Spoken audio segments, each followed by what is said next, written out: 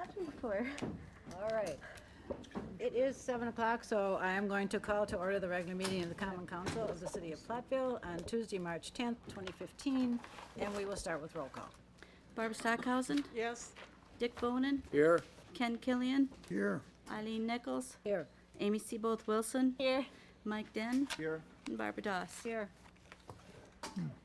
Our first item this evening is a special presentation by Ron Brisboy, who is the Grant County Economic Development Corporation Executive Director, so he'll be coming up to the microphone and telling us a little bit about that organization. Could be. Eileen, I was worried you would forget my last name.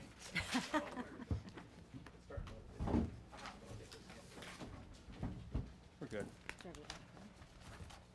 Let's go this route.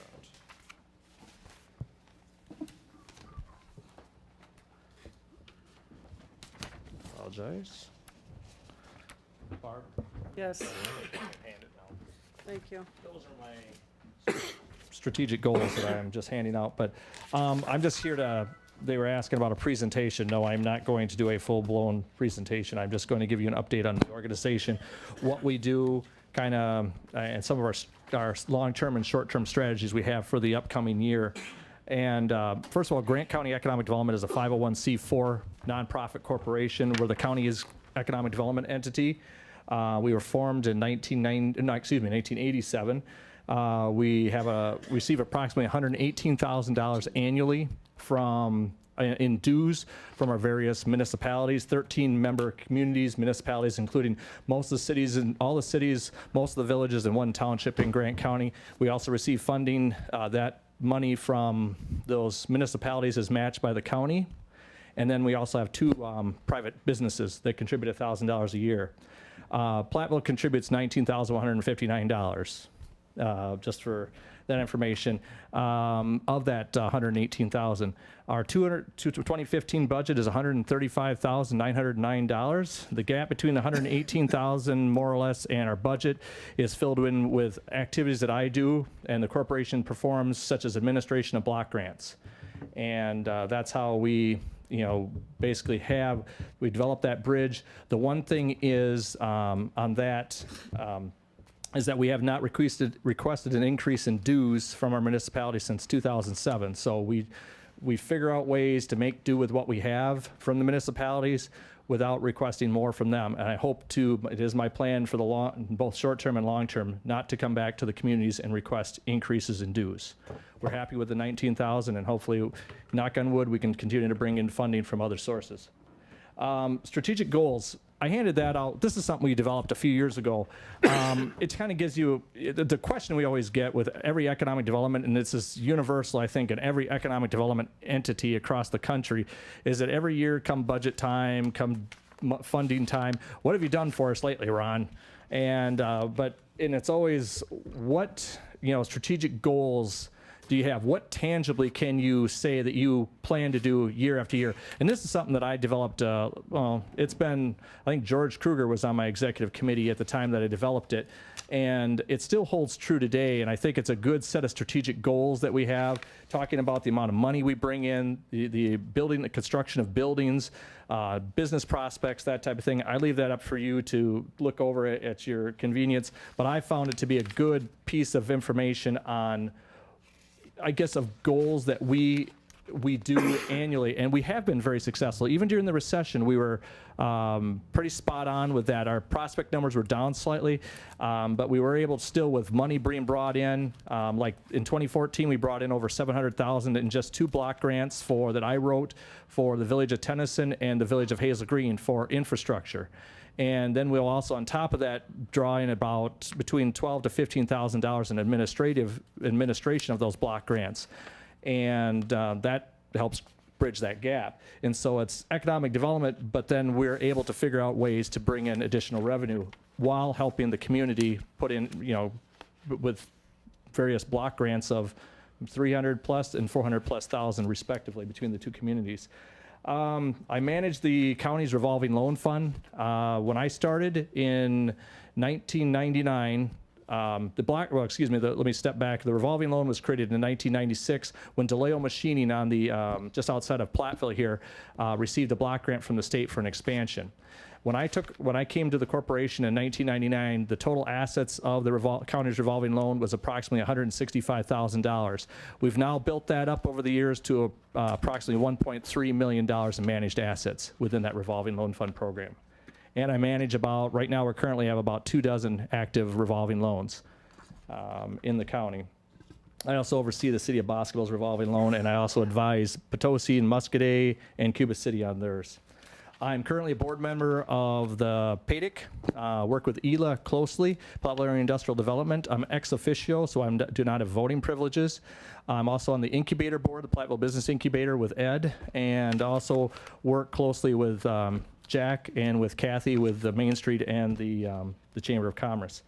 Prosperity Southwest Wisconsin is the regional economic development organization. The state started to go that route, started wanting regional economic development. It doesn't take away from the local, doesn't take away from the county. The state wanted regions, and there's 9 regional economic development organizations in the state. Prosperity Southwest is the regional for Southwest Wisconsin, the 5 counties of Southwest Wisconsin. I've been the president of that organization since 2011. And we are continuing to move forward with that organization, defining what we can and cannot do. We're basically the economic development organizations and entities from Southwest Wisconsin, and we've hired a part-time administrator, but right now we're focused on marketing. That is the one thing we feel that we can do effectively. My office is the primary contact for Wisconsin Economic Development Corp, the WDC, as well as the DNR and DOA for not only Grant County, but for the region. It's one of the I guess, the cross that I bear, as well as for Senator Markline and Representative Tranel. And I'm with the State of Economic Development in Southwest Wisconsin. Richland County dissolved theirs, Lafayette County dissolved theirs, Iowa County had dissolved theirs, and now is contracting with regional planning. This month, Lafayette County hopefully will have an economic development person on board, but and Crawford County does have an active economic development person. But you know, it always seems that our organization has been pretty much the rock, and not just in Southwest Wisconsin, but we get contacted from various entities and counties around the state asking us questions and things like that for guidance and such. But I'll just kind of briefly also just touch over my short-term goals. One thing we're working on when we're working with Southwest Regional Planning on certified sites. This is kind of one of the buzzwords going around, is certifying your industrial parks, basically verifying the information, having a third party verify the infrastructure there, the water, the sewer, the electrical, not only that it's there, but also the size, the capacity, that type of thing. And then what we're going to do is we'll incorporate that into our marketing on our website. It's basically information that basically every prospect wants to know about an industrial park. And so we're working with a third party to verify it, and a very cost effective. They're estimating it'll be $2,000.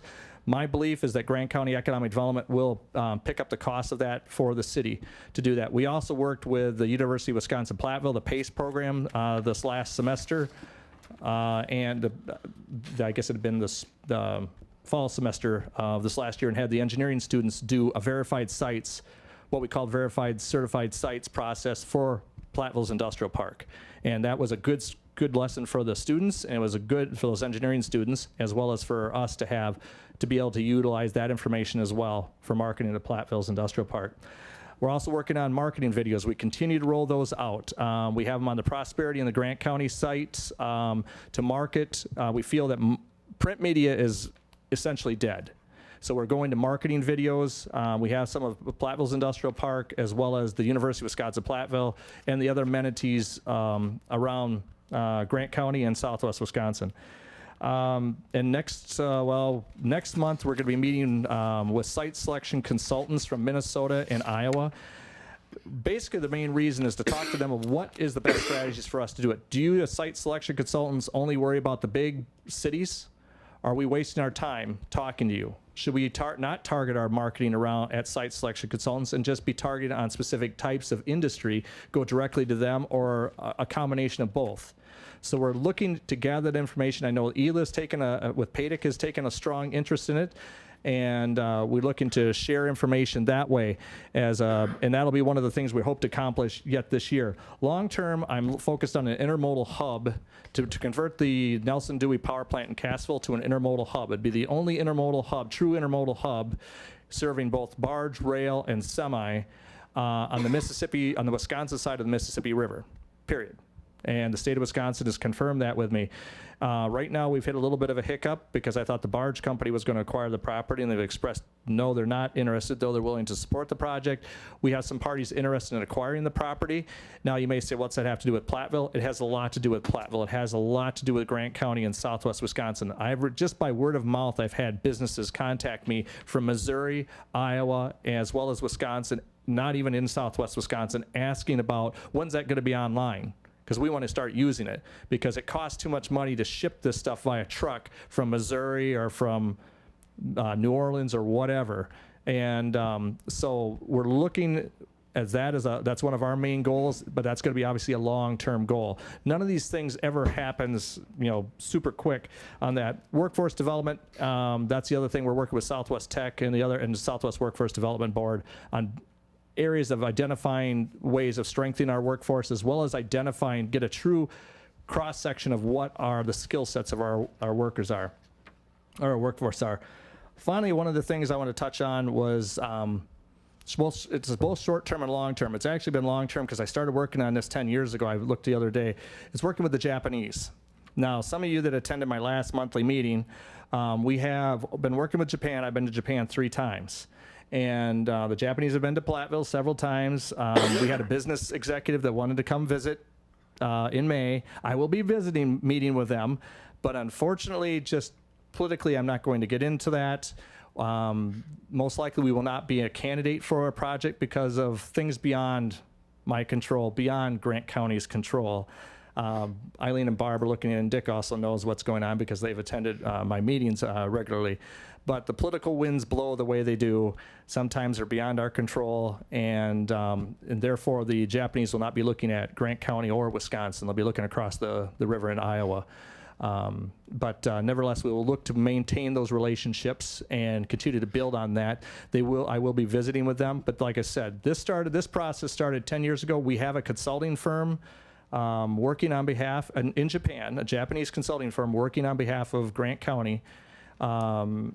It has offices in Tokyo, and we've worked in agreement with them, and they represent us to various business and governmental entities there.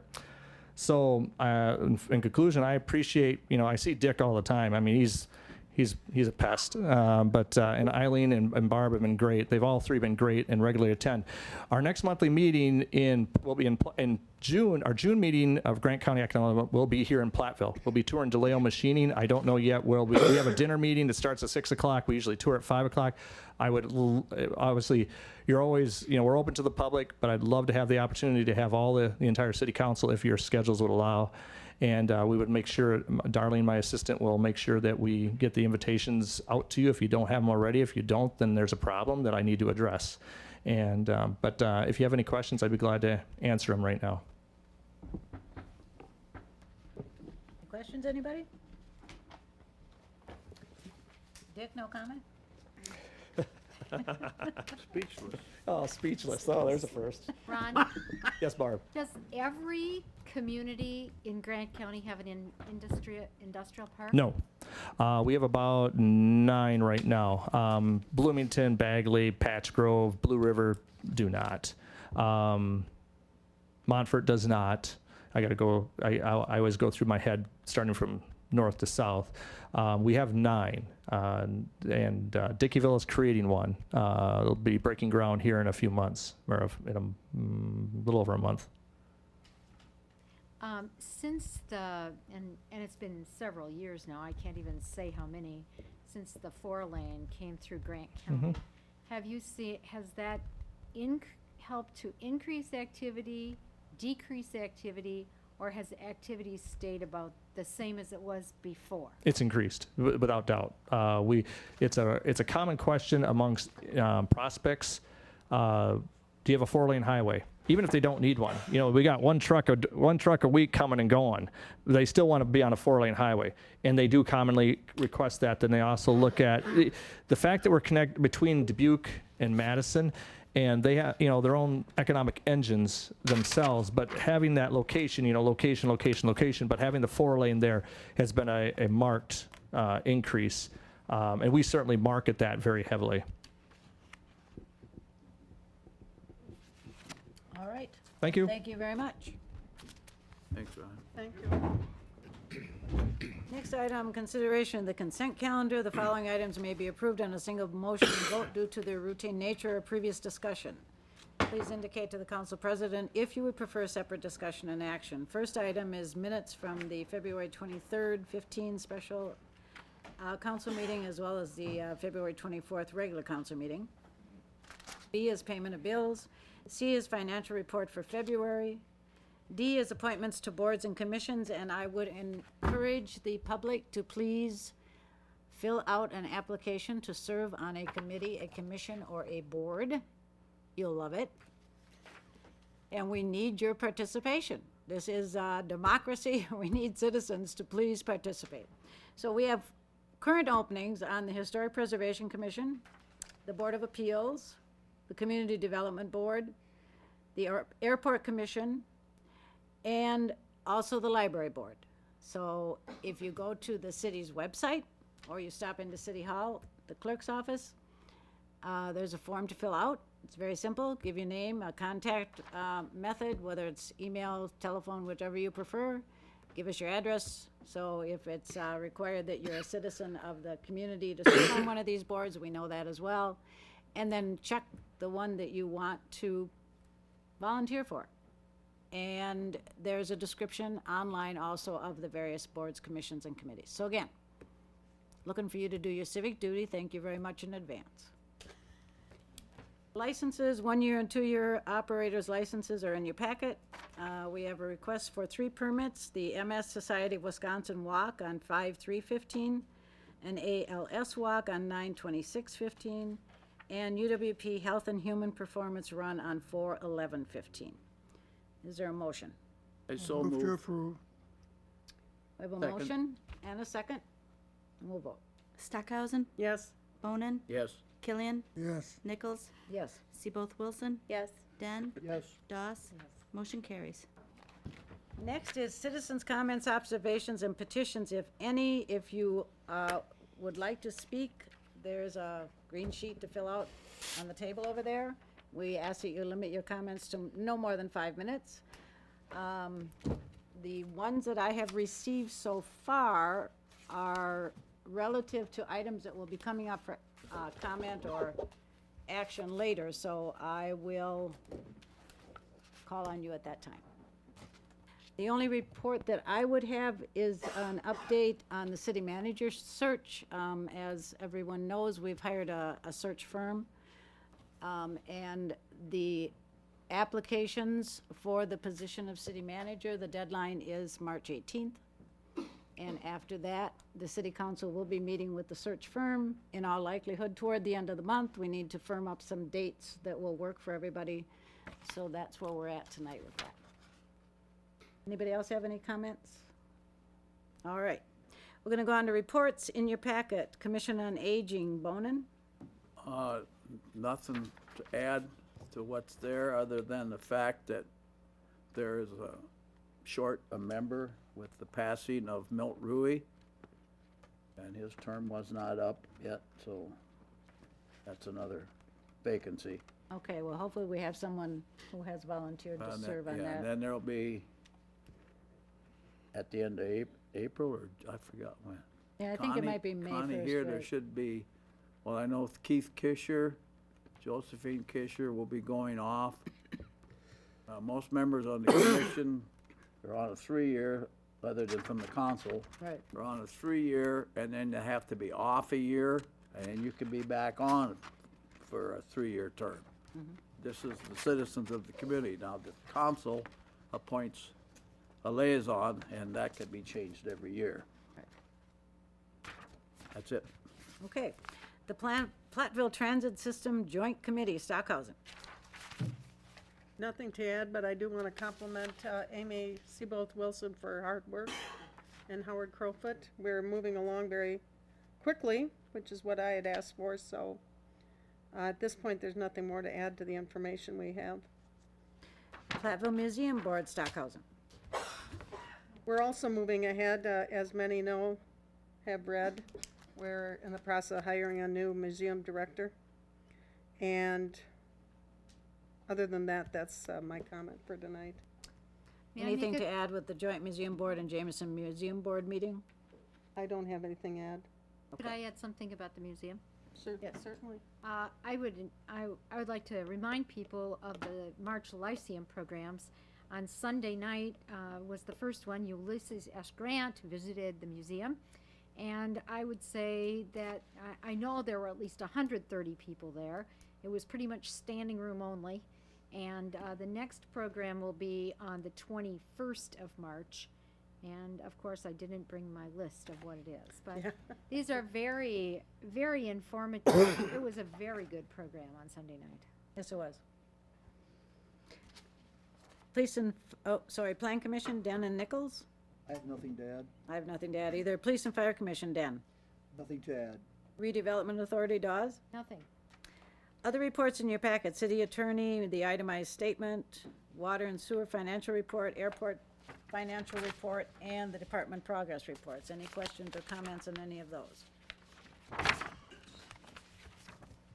Seeing none, hearing none, we will go to action items. The first item is reconsideration of the final plat, first edition of Golden Heights subdivision. This is item that has been, the council members have asked to reconsider this, and we would need a motion from the council to bring that back. I so move to bring the reconsideration back to an action item for tonight in lieu of checking into stuff that I've done. Is there a second? Second. We have a motion and a second, and we'll vote. Stockhausen, Yes. Bonin, Yes, Killian, No. Nichols, Yes. Seaboth Wilson, Yes. Den, No. Doss. Yes.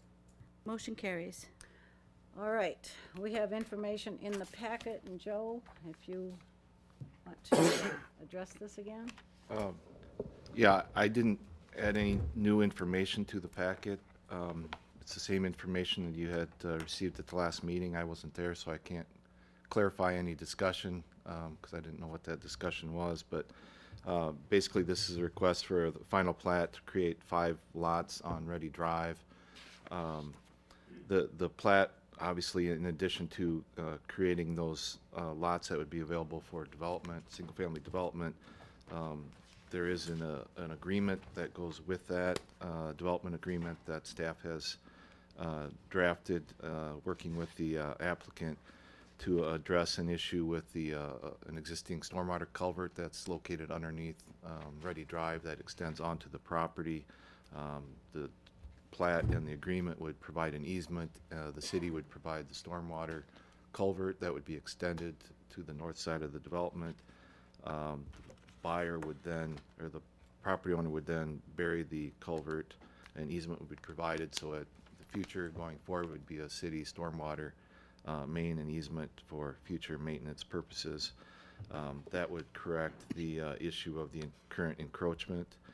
I think the one issue that was raised at the previous meetings was concern about some of the fill material that was placed on the property. The Plan Commission, I think, and the council had previously made a recommendation to approve with the condition that a note be placed on the plat regarding that fill material. Staff has not recommended that, just for the primary purpose that has never been a procedure or a policy that the city's had regarding making notations on plats regarding fill material, so we don't have any prior precedent or policy or ordinance to address that type of a situation.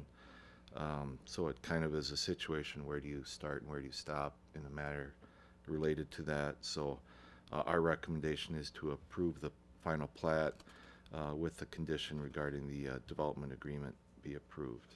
Any questions? is that, now when you're saying that, that's with or without the land, the fill notation and the selling of the property? The staff's recommendation would be subject to the development agreement, but not subject to the fill notation. Okay. Now, I understand there's also, Brian, there's a state statute that the person selling property has to report to the state what's in there. Well, and I want to clarify that, Dick. There's a rule that requires sellers of property to provide buyers with what's called a real estate condition report. That is a series of questions. There's 20 or 25 of them. There's quite a number that the seller answers either yes or no. And with respect to the seller's knowledge of certain conditions which exist or do not exist with respect to the property. One of the questions that's asked, which the owner is to answer yes or no, is whether or not the owner is aware that the property's been filled. Thank you. And this information, is that supplied to the potential buyer? Yes, the real estate condition report is signed and dated by the owner and is then given to the buyer, and the buyer has to sign that they received it. So there's no statement as to the quality of fill? Oh, I didn't say that. No, I said there's no statement, no question about the quality of the fill. It asks, There's fill, period. I'll answer the question if you'd like. You say yes or no to the statement about whether or not there's been fill, and then for every question that you say yes, that you're aware, then there's a place on the bottom or the second page of the form for you to fill in the explanation for that yes answer. To the state. It is to the buyer. Okay.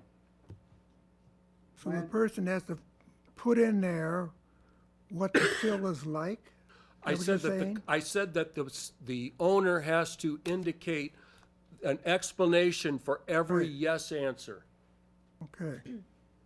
So the owner would have to explain about the fill. For that particular question, yes, I think that would require the owner to make some disclosure about the nature of the fill that's on the property. Can I make a motion? I have some more discussion. Brian, is that recorded anywhere other than the buyer of the property has it in their possession, or does that get recorded also? That My experience is that document is not recorded. Okay, it would just go from the seller to the buyer, and the buyer would have it, but, okay. And the buyer has that before they buy the Right, property. okay. I fine. mean, it's usually, Eileen can speak to this. This is usually a condition of the offer, is that the seller submit this real estate condition report within X number of days of the acceptance of the offer, and buyer then has X number of days to review that and either indicate a disagreement or an objection, or to accept the property, understanding with these disclosures that certain conditions do or do not exist. Thank you. One issue here we need to discuss. We wouldn't even be here tonight discussing the final plot if it hadn't been for the preliminary plot first being approved, okay? Went through the planning commission, went to the council. It was not approved as we have it written here, as our staff recommends right now, okay? It was approved with the addition of a drainage easement, a fill notation. That's how it was approved, okay? Now you're asking us to approve a final plat that doesn't coincide with the preliminary. What you're gonna have to do realistically, if you're gonna follow the rules and regulations, you have to bring this back to the planning commission. You have to look at it and see what their recommendations are. Then you go to a preliminary plot and you do that, and then you bring it to a final plot, because this happened so long ago. So now, because you're expecting, or we're expected to pass a final plot that doesn't have the content that the preliminary plot had. You can change, excuse me, you can change wording a little bit. Let's say you had a drainage easement in there, okay? You could call it a waterway or something like that. But you cannot change the initial content, which is, there is a type of waterway of drainage in there. and there is fill. So you can't change that part of it. Can too.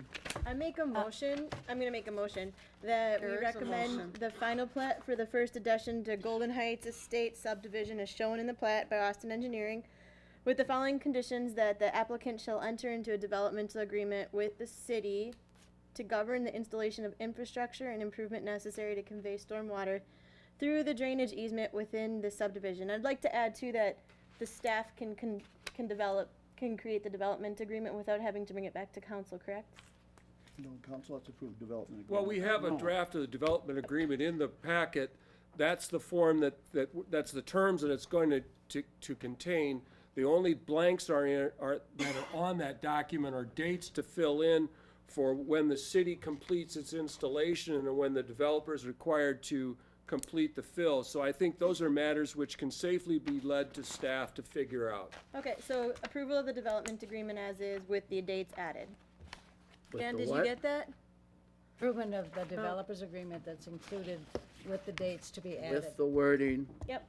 without this dirt thing in Of the there. fill. Is there a second? Yes. We have motion and a second. We'll vote. I'm gonna ask for amendment to that. No, I've already indicated we're voting. we're nay. voting. Stockhausen, Okay, I think we need some more discussion here. No. I didn't think Mike's question was answered here. Actually, It's I a think vote. that the motion We're was done with the made, and discussion. We're going We're to go with the voting. motion. We're gonna Yes. vote on I the had a motion. question about the agreement. Well, I think I said yes already, Ken. Okay, Bonin, Yes. Killian, Well, I believe discussion is being cut off here. No. Nichols, yes. Seaboth Wilson, Yes. Den, No, I don't feel they're following proper procedure, so no. Doss, No. motion carries. Next item is appeal of certificate of appropriateness denial for 130 Market Street. Okay, the owners of the property at 130 Market Street, which is just on the north side of City Park, submitted a certificate of appropriateness application to the Historic Preservation Commission regarding some exterior work that they'd like to do to the property, to the rear of the property and the front of the property. The rear items were approved by the commission. There was one additional item to the front of the property, basically to rebuild the front porch on that structure. Commission denied that request, so the property owners have submitted an appeal to the Common Council, which is allowed by the ordinance. Essentially, the request, if you're familiar with the property, it's got a front porch that extends along the width of that property, or the width of that building. The applicant would like to remove that structure. It's deteriorating, it's starting to pull away from the building itself, and rather than rebuild it as it's currently sitting there, they would like to rebuild it in a slightly different style and smaller than what is currently existing. Some information has been provided in your packet. To the best of our knowledge, what we could find, since it's a historic building, as far as what was original to that structure. It appears that the original porch that was constructed on that house wrapped around the house to the east, so it was not the current shape or size as the porch that's currently existing on that house. There's also some historic photos that indicate the columns are different on the current structure than what was originally built. The railings, the skirting around the porch, the stairs, and possibly some other features are not original to that house. So it appears to staff that the porch that is existing on that property is not original. So our recommendation was that the appeal be approved to allow the porch to be reconstructed based on the fact that since it's not believed to be retaining what's original, then I think we should look at, is the porch that's proposed appropriate for that age and style of structure? And the railings, the columns, the skirting around the the proposed porch are, I think, a better fit to what was originally to that house. The commission took a different approach. They felt that the scale was important, since the proposed porch is smaller than what's existing and what was original. They didn't think that was appropriate. They thought the porch should maintain a presence along the entire width of that structure. So they recommend denial based on the scale. So that's basically what I think your choice is the size or the scale of the porch important, or can the applicant put in a smaller porch that is a style that is appropriate to that structure? Any questions? Any questions for Joe? I'd like to make a motion, Joe, that we approve the certificate to allow the porch to be reconstructed as requested. Second. I have a question. Is that complementary to the other structures on that street? Will it match? Will it complement? Is No, it it the will same not. There's what's there. design? There's what's there now. So if you put a new porch on it, it doesn't complement its neighbors. There's what used to be there years ago. The other porches are full width except the one that's to the west, and that's smaller. The commission based its decision upon national standards. It's not our local guidelines, it's not our local whim, but we based our decision on national standards. As far as the standards basically say that if at all possible, retain the full width of the porch, do not take off the porch, and you can replace the porch. To, So the commission is in disagreement with this presentation that it should be a small, narrow porch. This would look out of place when it's next to the house to the east and the house to the west and the houses around the block. The applicant is here and would like to speak. So if you can come to the microphone, please. I guess I don't understand why this would be an issue, because here's a proposed picture back in the early 1900s that shows a porch with the bow windows exposed without a porch in front of it. Is that the one there? That's Right. from the that's a design. design. That's from the Here? engineer This is the one that they're proposing. being proposed. Would you give your name and address, please? It's Lisa Haas, and I'm at 755 Grant Street in Platteville.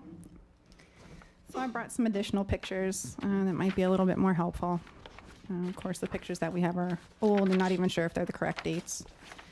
When we originally started looking for information on this house, we found we were looking for the actually wrong address. Prior to 1963, excuse me, I get a little stage fright. The house was changed, they changed addresses. So I have to write everything down so I can actually remember to say it. So prior to 1963, the house was actually 208 Market. So when I found that after spending 2 hours in the Wisconsin library, now that I found the right address, I can find the right information.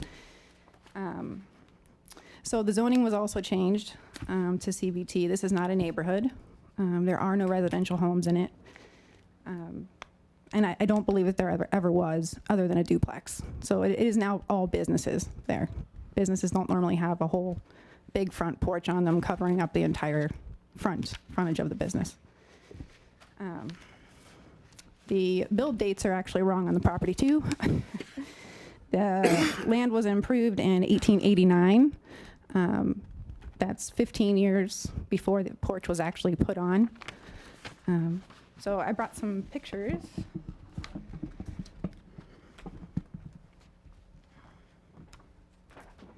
So I can pass them down, but most of these pictures, this is the house block, which is visibly different from the pillar porch block, which was put on 15 to 20 years later. And you can see there's a color and a material difference. The next photo is of the actual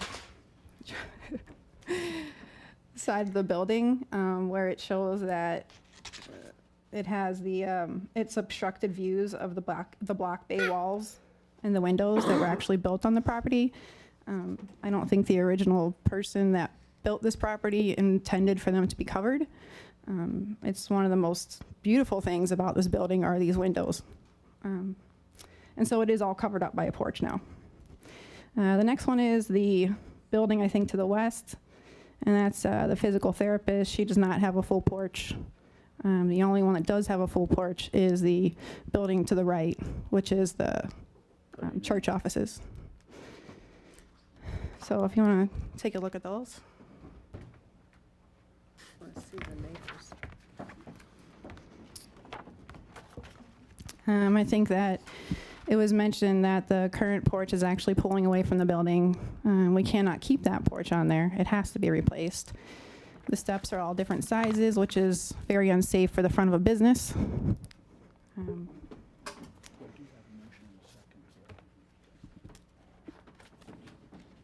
So is this porch gonna be wood We or the haven't- stonework?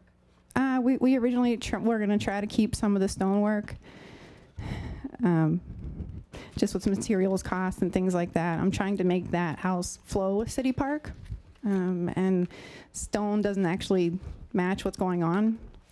You know, over at City Park, I was going to try to put more whites and to match the back of the building that was actually approved. So I had a hard time understanding why they approved the back of the building and not the front.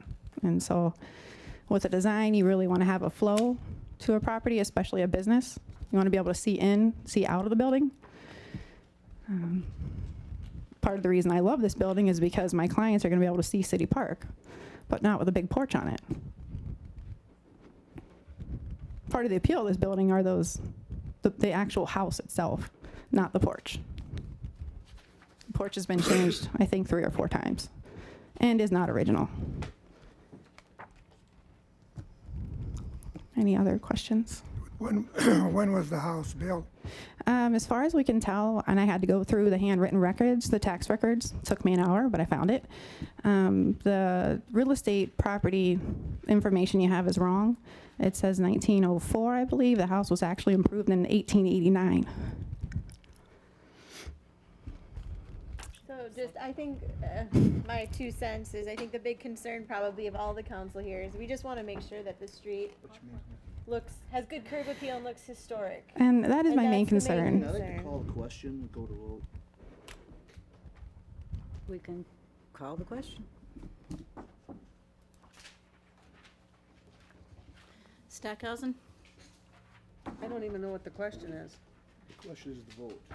Is We the have a- motion? There's been a motion and a That's the second. motion you made and I seconded? Yes, the motion. Would you repeat the motion, please, Jan? Yeah, the motion was to recommend the approval of the certificate of appropriateness to allow the porch to be reconstructed as requested.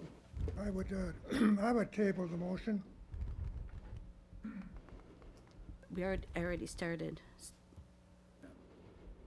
Stackhausen, Bonin, Yes. He's already started the vote. I have Killian? a question for the city attorney. Yes. May I bring this back next time?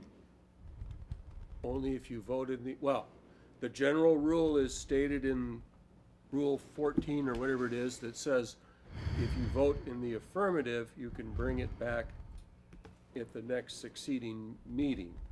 There's been a fairly consistent practice of allowing things to be brought back at other meetings in the past, 25 years. So I don't want to give the impression that's the only way that it can come back. I also, in the past, have brought back things when I was not at a meeting. As I say, there's the rule and then there's the way it's been applied. If I can just I remind, feel like there, Asked and answered, Ken. We're in the process of voting. I'll vote yes for this, and I may bring it back. Nichols? Yes. Seaboth Wilson? Yes. Den? Yes. Doss? Yes. Motion carries. Thank you. The next item is a Farm and Fleet of Platteville, Inc., claim for excessive assessment. Brian, are you going to take that? Yes. The city was served with a claim for excessive assessment sometime towards the end of January. The claim is that the assessor incorrectly assessed property owned by Farm Fleet of Platteville and over-assessed it, and they're making a claim for refund of $41,987 plus interest. My reading of the statute says that in order to make the claim that they have asserted for excessive assessment, that they must have participated at the level of the Board of Appeals, have filed a request for a hearing, and had a hearing before the Board of Appeals before they can make this particular claim. And so the staff's, and they did not do that, and so staff's recommendation is to deny the claim and authorize the city attorney to serve notice of denial upon the applicant. That'll give the applicant, I believe, 90 days in which to file an appeal if that's what they wish to do. So move. Second. The motion and a second? May I ask a quick question? Yes. Just that, Brian, I see that you wrote them on February 9th saying that they got their facts wrong. Have you heard back from them since February 9th? No, I have not, and I did place a phone call to the attorney and left a message so that I could speak with the attorney and find out if there was some basis for this that wasn't apparent to me, and I didn't hear anything back. Okay, thank you. We have a motion and a second. Stackhausen, Yes. Bonin, Yes? Killian, Yes, Nichols, Yes. Seaboth Wilson, Yes. Den, Yes. Doss. Yes. Motion carries.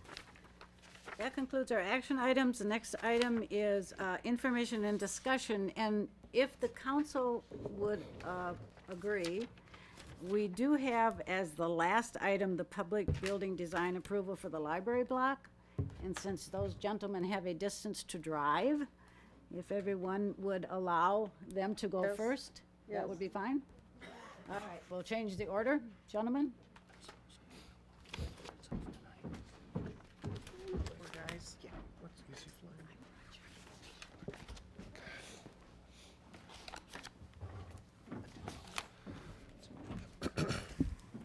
Good evening, everybody. My name is Michael Brush. I'm an architect with Plunkett Racich Architects. We have offices in Madison and Milwaukee. I'm joined by Robin Roberts from NCI Roberts Construction, and we're here on behalf of United Development Solutions and Troy Hoekstra, who is the developer for this project.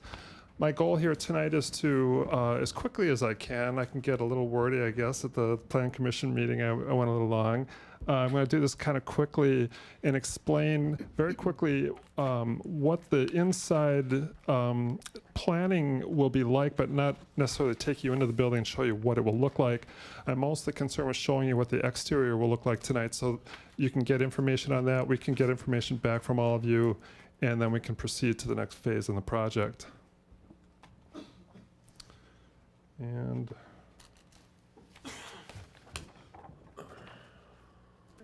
sure, right?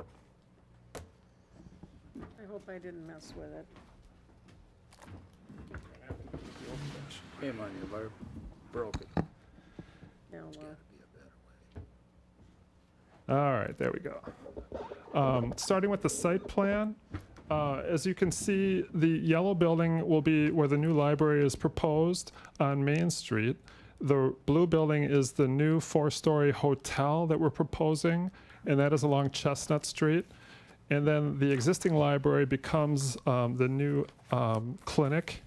And in the middle of all that is a 34-car courtyard, a surface parking lot, and there is a ramp going down into the lower level of the hotel, and there are 56 cars under this entire L-shaped element there. There are an additional 5 cars right there that we are proposing along Elm Street. Now, the library has an entrance off of Main Street, an entrance off of the courtyard, and an entrance off of Chestnut. And then the hotel has an entrance off of the courtyard in this location across the way from the library entrance.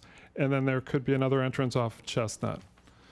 When you drive into this area, you can drive actually under the building, and there's a covered driveway there, no parking, but just a covered driveway where you can drop people off for the hotel and drop people off or pick people up for the library.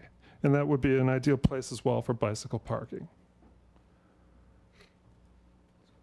On the first floor of the library now, I'm going to show you the 2 floors of the library. This is where the adult collection is located. The computers would be located on this floor as well. We have the periodicals shown in this area, the new new arrivals up in this area, and then the media collection, the DVDs and CDs and so forth.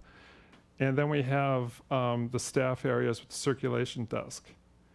Here's that entrance off of the courtyard, and you enter into this yellow area, which is a lobby that can be shut off at night, so you could get into this lobby at night to go into this elevator or this stair to go upstairs where there is a community room. And we anticipate that community room will be used perhaps and probably after hours when the library is not open. There's a stair internal to the library that'll take you up to the 2nd floor, and that will be almost like an open stair to the 2nd floor, kind of like a 2-story space within the building.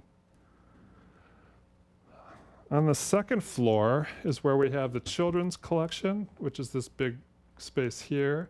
And all of those white elements are representative of the bookshelves. And they're not, I was trying to show the maximum quantities of bookshelves that we could fit, but not necessarily, these wouldn't all be put in necessarily. We haven't worked out exactly how the layout will be with the staff yet.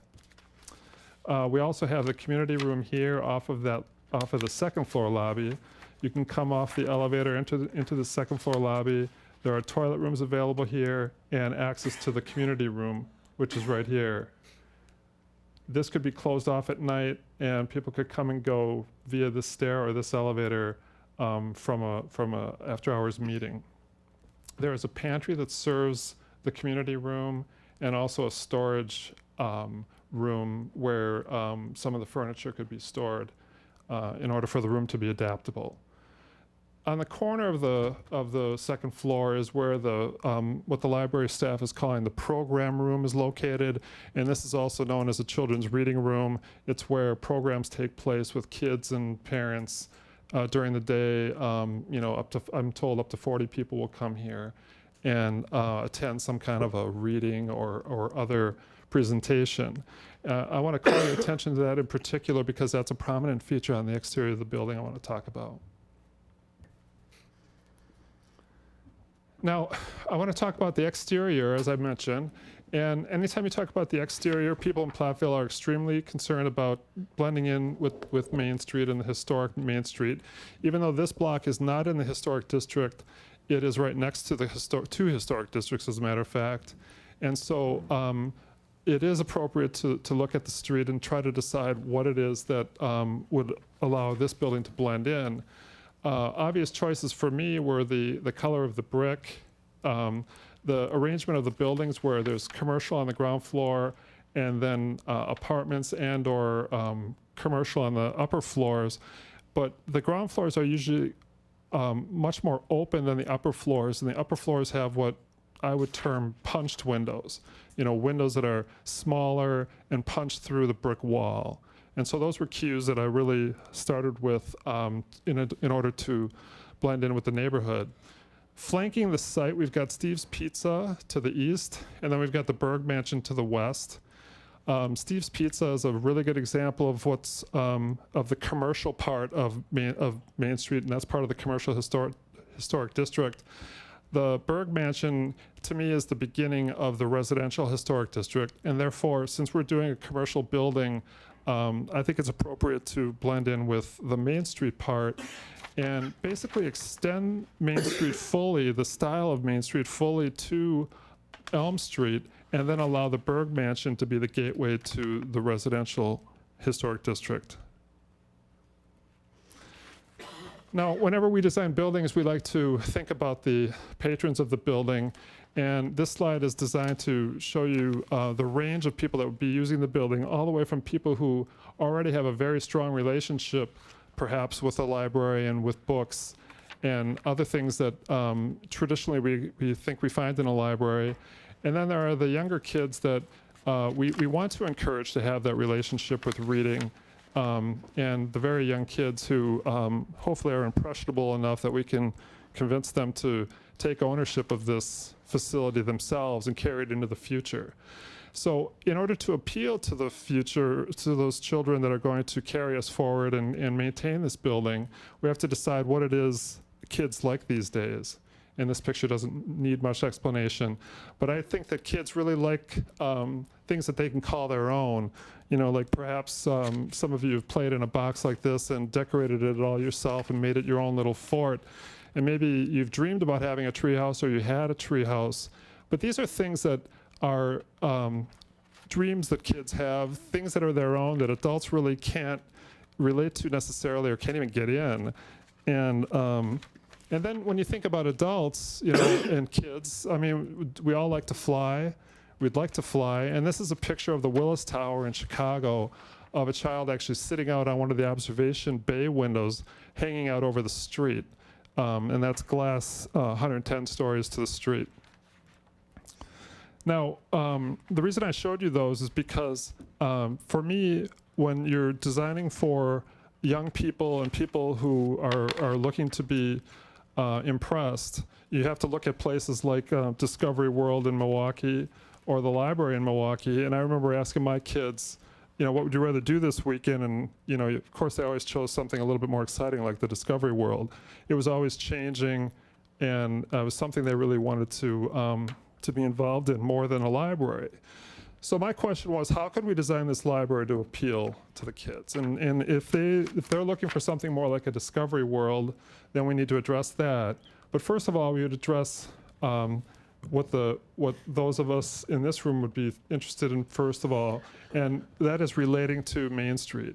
And so I'm proposing that the new building, and this is just a little sliver of it, have the brick that relates to the Main Street and the punched window motif. On the corner of the building, as I said, I wanted to put something that was unique and interesting, and this is where the reading room is. But rather than call it the reading room, I'm thinking of it as more like an imaginarium, something that you might find in a Discovery World. But you also find in the books that you read, and we're asking our children to get involved in, the ability to dream, the ability to imagine. And the Imaginarium is a place that we could create this almost like a black box type theater. And we would limit the amount of windows on it so that we can control the lighting in it. And we might make it very much box-like inside and outside, and make it something that's really unique, really different, and a place where the lighting could be controlled and the mood could be controlled, so that on a particular reading, like maybe on Halloween, if you're doing an Edgar Allan Poe story, you could even do thunder and lightning and lots of spooky things in a room designed appropriately. Further on down the building on Main Street, you know, this is the children's level. Maybe we could do something like create bay windows. I'm showing colorful bay windows that actually project out over the sidewalk. They create a very playful look on the facade.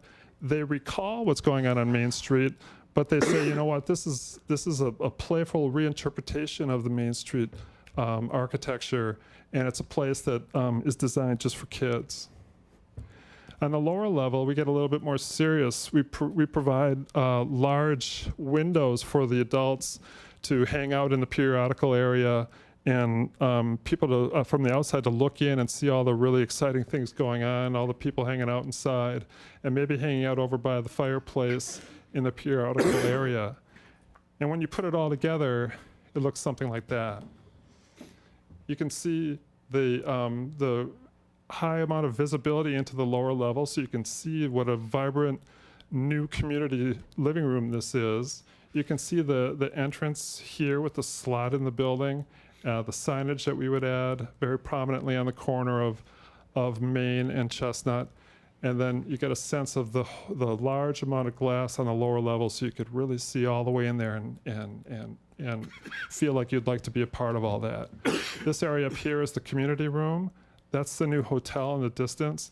And while the hotel is 4 stories tall, the library is only 2 stories, but the stories of the library are quite a bit taller, so the hotel doesn't loom significantly over the library. The library still has a very big presence. And there's Steve's Pizza on the corner. From the opposite corner on Elm and Main, it might look something like this. There you can see the Imaginarium projecting out a little bit and covering that sign and creating a covered overhang. Children's area. And then as we get to the back, I'm proposing changing the material to kind of break down the scale of the building a little bit and create, define the administrative area of the library on that second floor. Way in the distance, you can see the hotel. Now coming around to the southwest, that's that courtyard with the parking, the 34 cars. That's the library, and that's the administrative. This whole back part of the library is where the administrative areas are. And then there's the hotel, and there's the covered driveway. You can almost see a car back there. And if you look really carefully, there's a door to the library underneath the overhang and a door for the hotel there. And you can see through the hotel to Chestnut Street.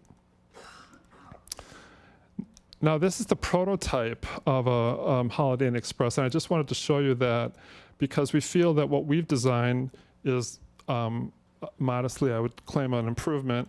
And also, it explains a little bit why we chose this type of expression, because we believe we can easily get this through the Holiday Inn Express process. Now, I'm going to quickly take you inside just to give you a sense of the quality of the hotel and the style. It's a colorful and modern expression that they've chosen, but I wanted to call your attention to this window because that's a feature that I'm also going to be showing you in a minute on the outside of the building. While this is a prototype, it always features this thing called the great room and then a window. In our case, that would be overlooking Chestnut Street. Here's another picture, and that's that window again. This is the great room, window overlooking Chestnut Street. And we would have this exact scenario where we would have the breakfast pantry and the great rooms off to your left over here, and then a view onto Chestnut Street and from Chestnut Street into the hotel. Business center meeting rooms are also on that floor, and there's that window again out to Chestnut Street. And then this is what Chestnut Street looks like, and there's that window that I was talking about. We could have an entrance here and views into the hotel and from the courtyard out through that window.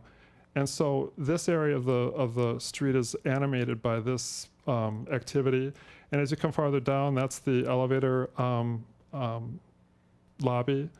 And then there's some fitness room access here. And then the pool is on the corner with nice access to South Light. All of these things will, I think, greatly add to the activity and the feeling of life along there. Somebody had mentioned at one of our earlier meetings that, well, this is the back of the hotel, what's it going to look like?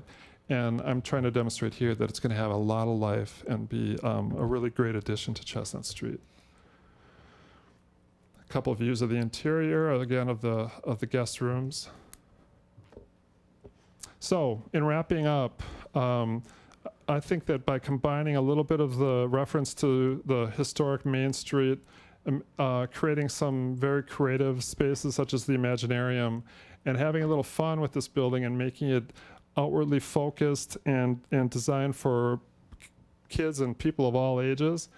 And then by melding the new hotel, which we believe will be a fantastic amenity for the city of Platteville, bring some tourists right downtown, and having it fit seamlessly with the library, that we can create really a truly great end to the Main Street.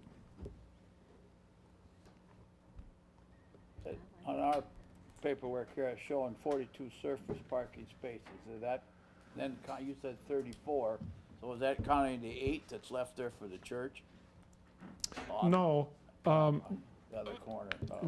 Right now, we've got 34 plus 5 that we are adding, and that does not include the church parking at all. The church parking stays exactly the way it is today, and I think, what is there, 15 there or something like that? I don't know, probably. Yeah, that would remain, and we would we would hope that they would continue to allow people to use it as they do now. Then, are you doing the design on the existing library? We're doing the clinic What- design. Are they gonna, there's the water problem over there, I understand. Water runs down Elm Street into the pit on the corner. That's been talked about a couple times. I just wonder what they're gonna, We need one of those forms filled out, Brian, with the condition of the property or whatever that was called. Real estate condition report? Yeah, there you go. The water goes into the elevator pit, is that correct? I've read that a couple times. Carol told us. Whatever the problem, we'll take care of it. That was Carol, right? Yeah. Hi, Jessie Lee Jones, Library Director.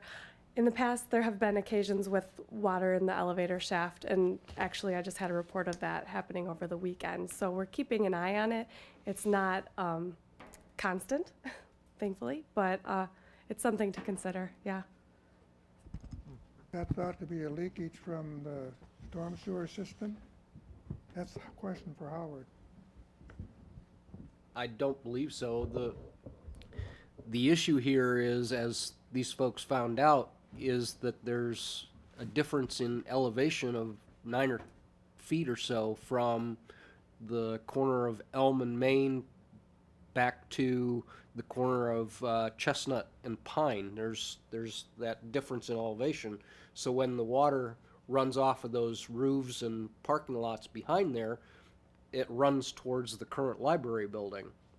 We do have one inlet in the north area of the building, but I don't know that it was designed to accept all of that water that's coming from the other buildings.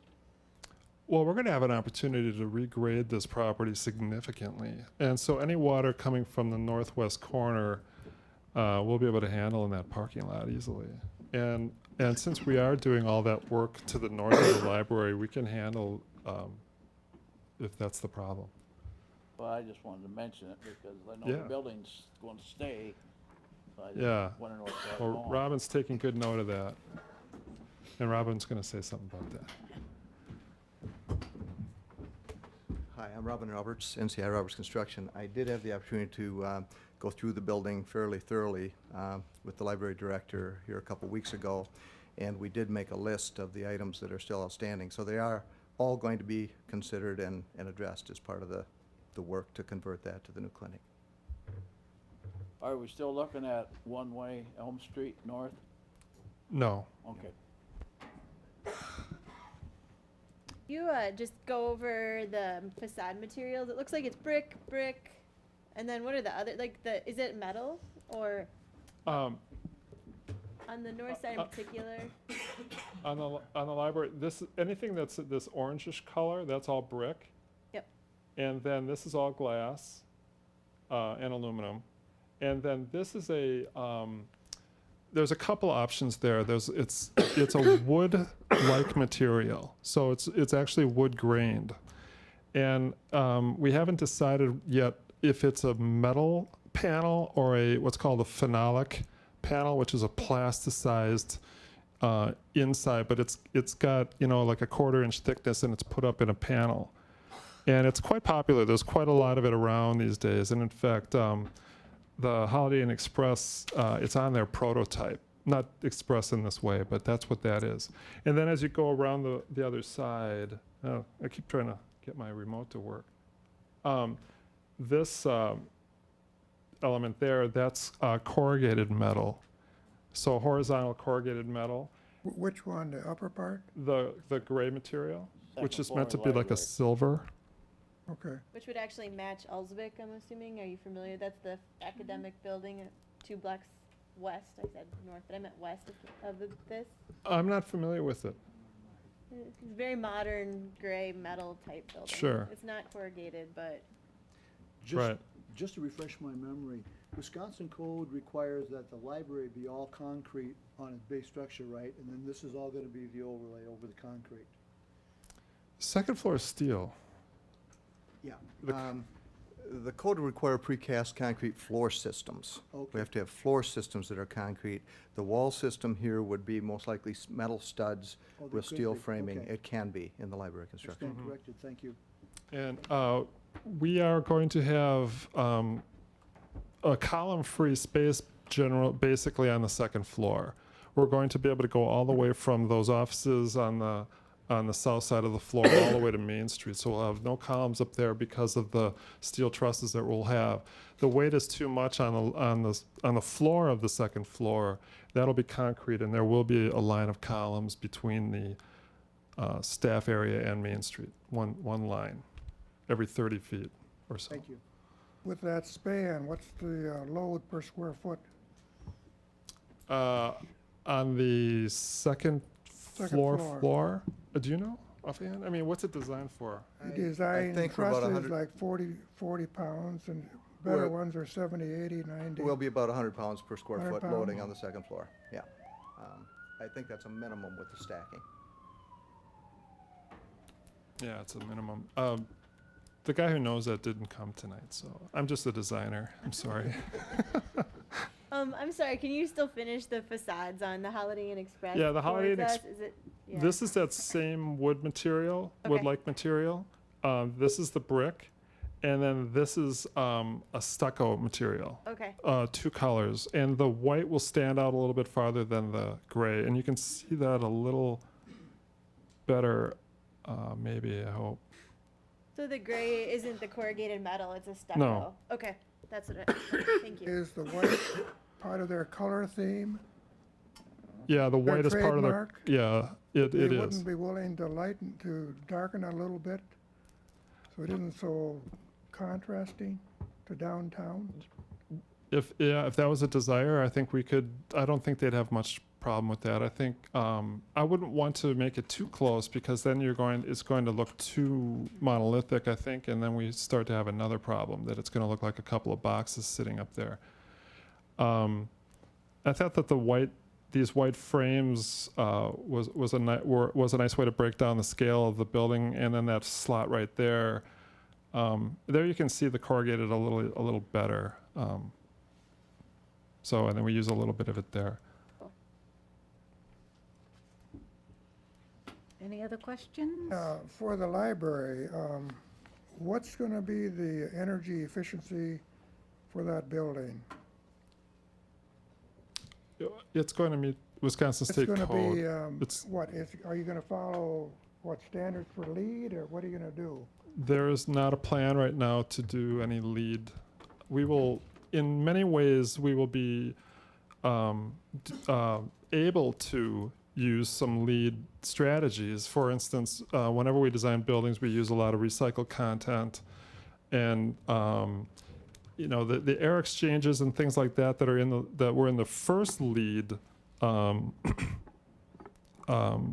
guidelines are actually now in the state code, and so it's very difficult to exceed state code, and it's very costly.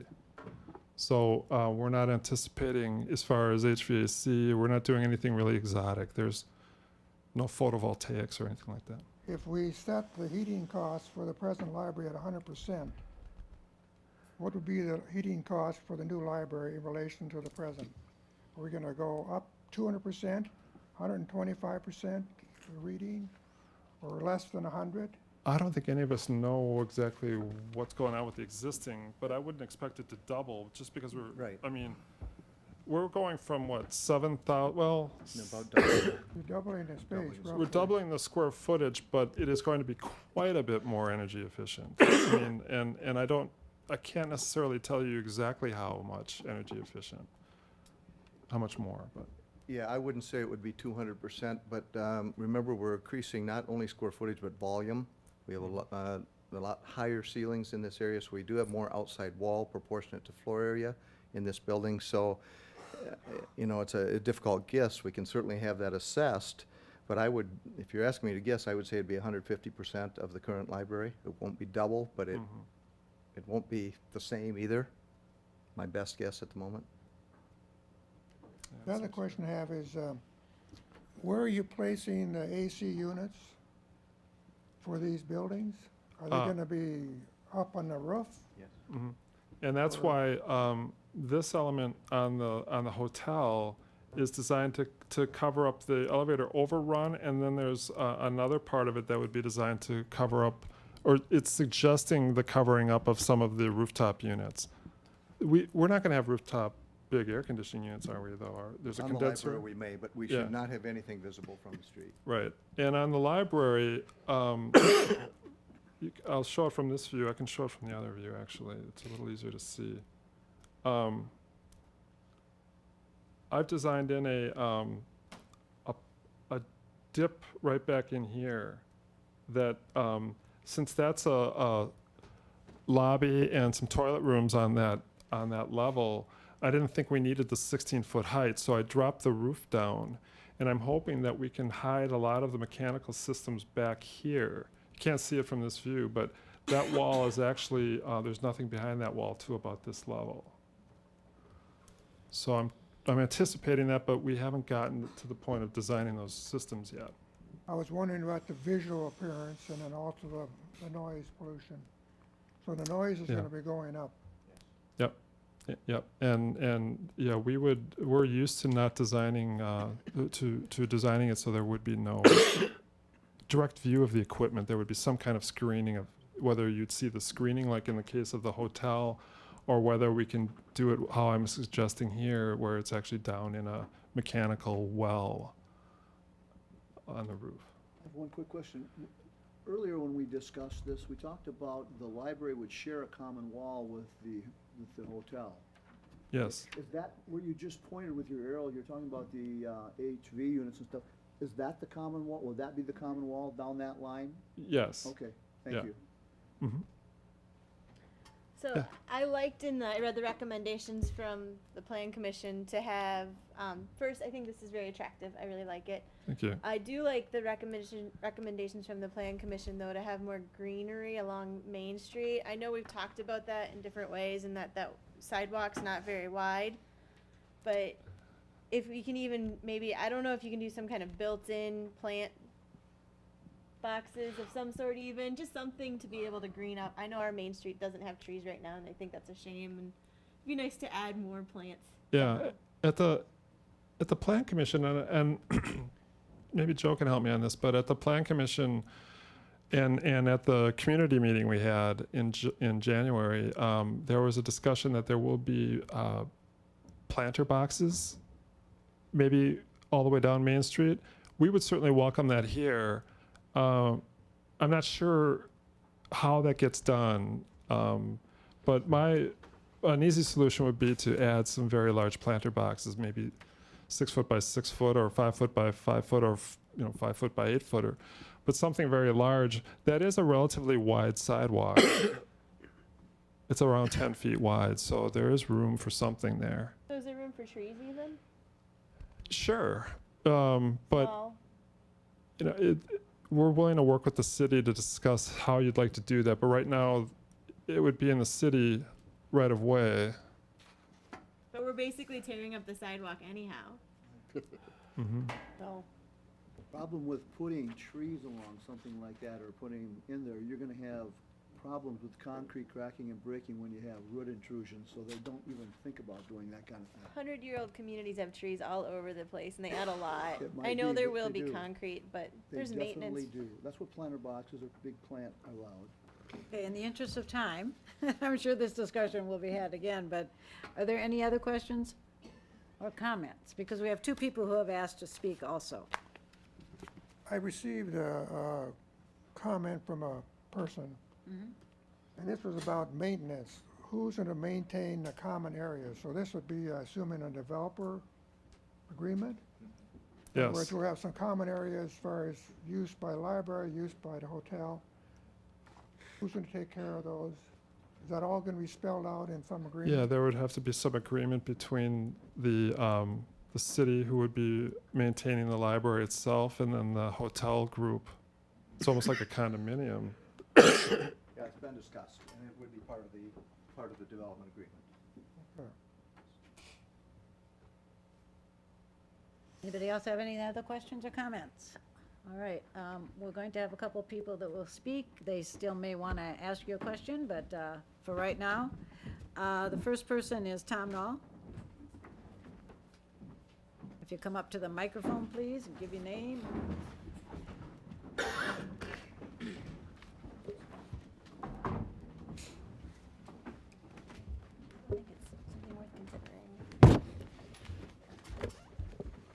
Good evening.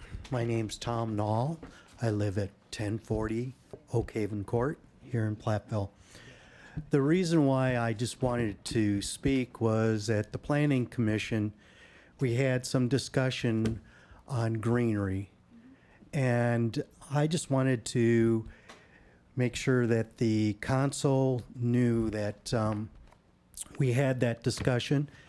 And if there's any way that you could possibly look at doing some greenery, that would be very nice. But again, it was a discussion, and we wanted to make sure that the council knew that there were members of the Planning Commission that felt that that was important. Okay, thank you very much. Thank you. James Winters?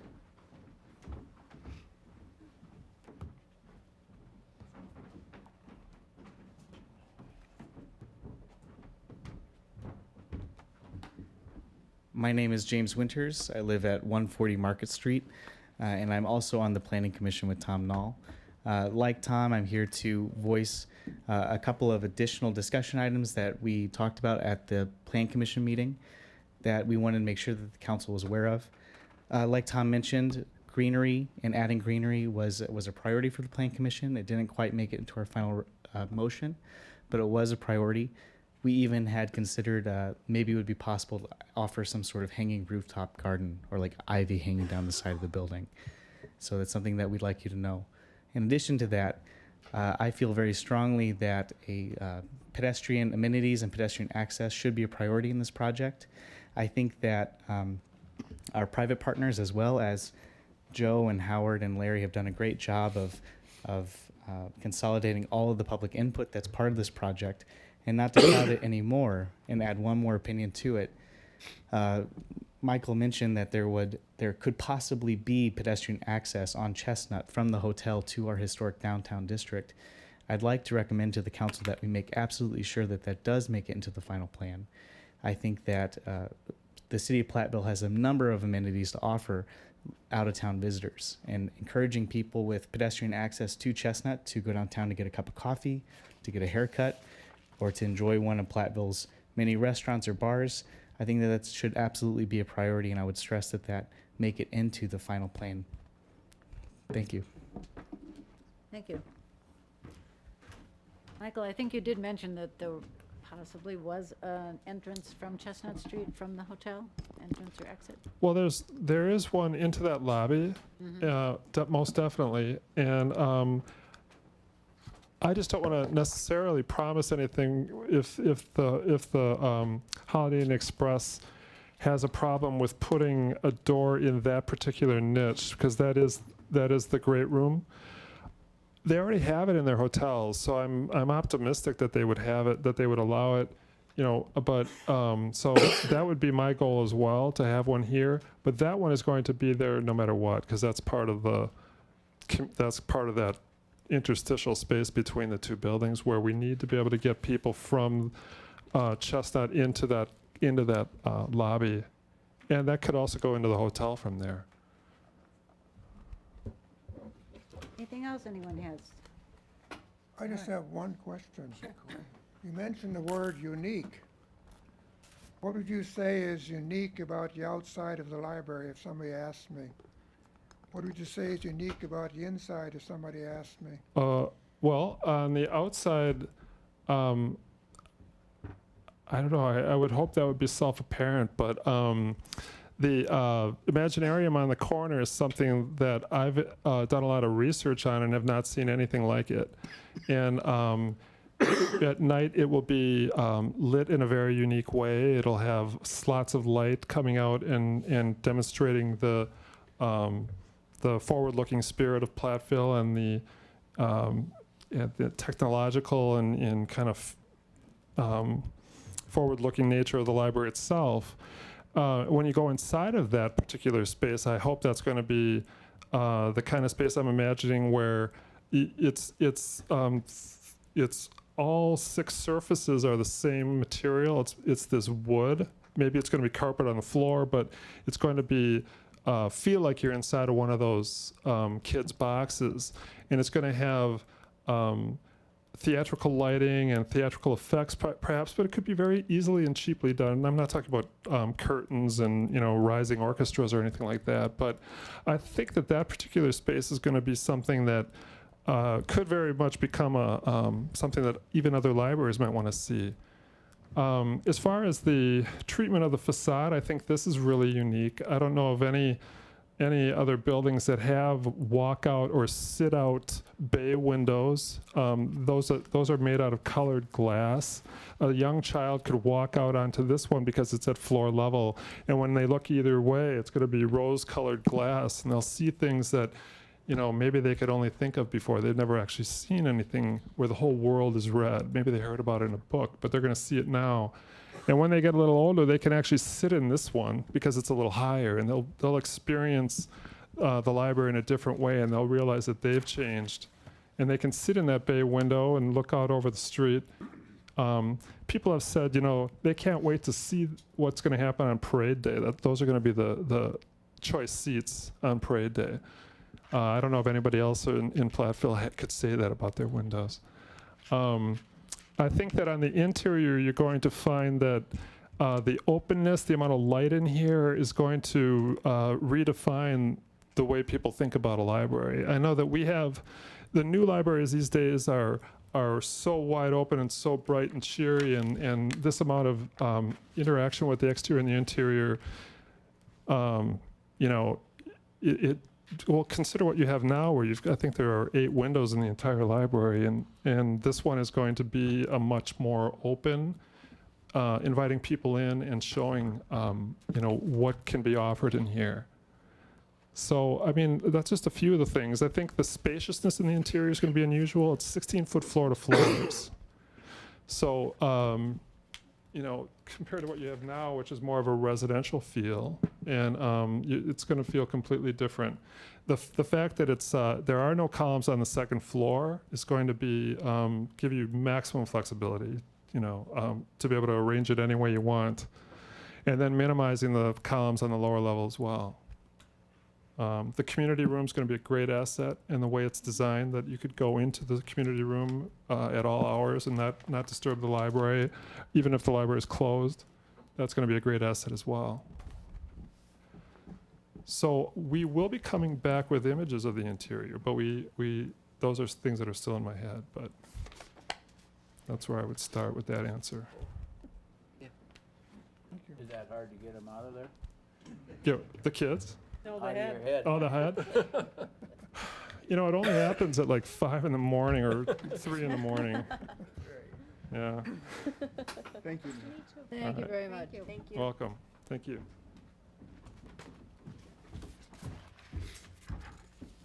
I just wanted to add one final thing.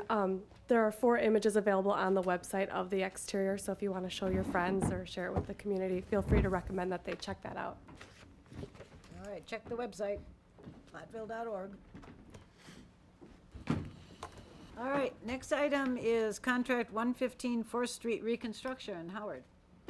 Yes, on March 3rd, staff and Delta 3 Engineering opened bids for this project coming up this year. There were 8 bidders. The bid tabulation is enclosed. The apparent low bidder is Madrell Excavating with a base bid of a little over $1.8 million. We had budgeted about $2.5 million, $2.25 million as project costs. We had 3 alternate bids presented as well. Alternate A would be for the reconstruction of the 2 parking lots on the corner of Furnace and 4th Street. And that bid was a little over $29,000. Alternate B was for a retaining wall at the middle school. That bid was $36,600 some. Alternate C was for colored concrete between the sidewalk and the curb from main to furnace, just like we have on Second Street. That bid was a little over $15,000. If all three alternate bids were chosen, the total bid was just under $1.9 million. Yesterday, the Water and Sewer Commission approved their portion of the project. Since I wrote this, I had received word from the school district that they would be unable to fund their portion of the retaining wall, so they're recommending that that portion be withdrawn. Initially, during our discussions, we were going to initially just put in our standard 4-foot wide sidewalk, and that would leave a 2-foot terrace area between the curb and the sidewalk for snow storage. That's not much, but it's some. Their concern was that they use equipment to clear snow, and normally they would like a 6-foot wide sidewalk so that they could use their equipment to clear it. If we did that, then there would be no place for the snow to go. So we had talked about putting 3 feet of snow storage area, if you will, behind the sidewalk. And if we did that, they've got that bank that goes up to their playground area, and if we did that, then we would require a wall in that area in order to hold the bank back. Because we were doing this with the school district, I felt that it was best for buy-in purposes that we approached them to split the cost. Even recommending splitting the cost between us and the school district, they said that they can't afford it.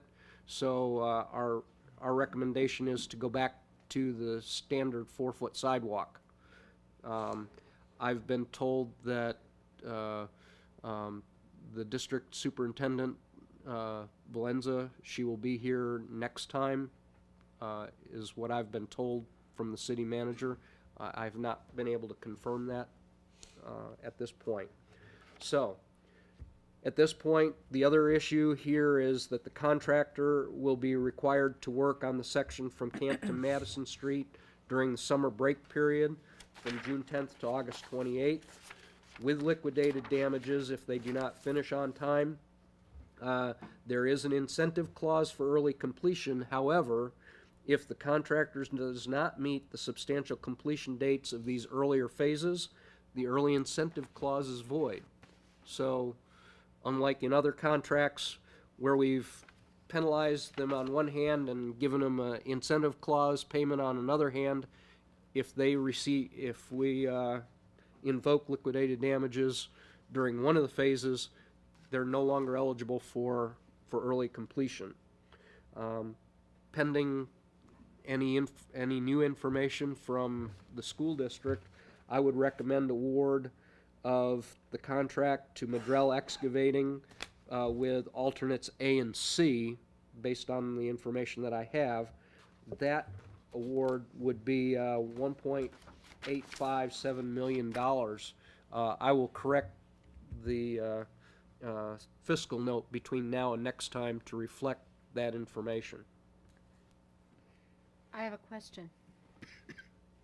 Has the school district been made aware of your decision in writing?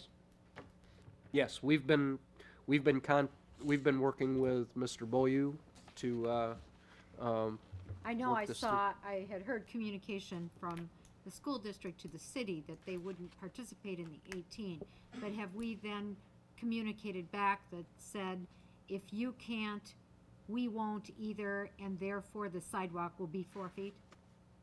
Has Yes. that communication taken place? Yes, it has. Well, so my question is about, here it says on the front page that they would like a 6-foot wide sidewalk for their equipment. I understand. So the cost to them is roughly $19,000.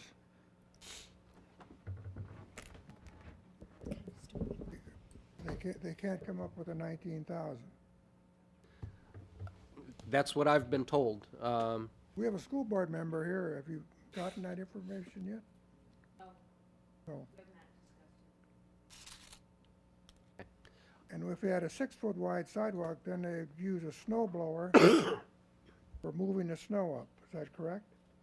I'm not sure what And if they it's- actually use If to it's remove 4 the snow. feet, you're just gonna push it someplace, and That's, be no snow blower. that's on them. Yeah. That's what they do on Second Street. But if they don't wanna pay the 19,000, then you go back to 4 feet and. Howard, one quick question. With the addition of alternate A and alternate C that you're recommending and their total price, how does that fit with our budget? Are we gonna be under budget a little bit? Yes, with alternates A and C, the city portion of the contract will be under budget by about $105,000. Thank you.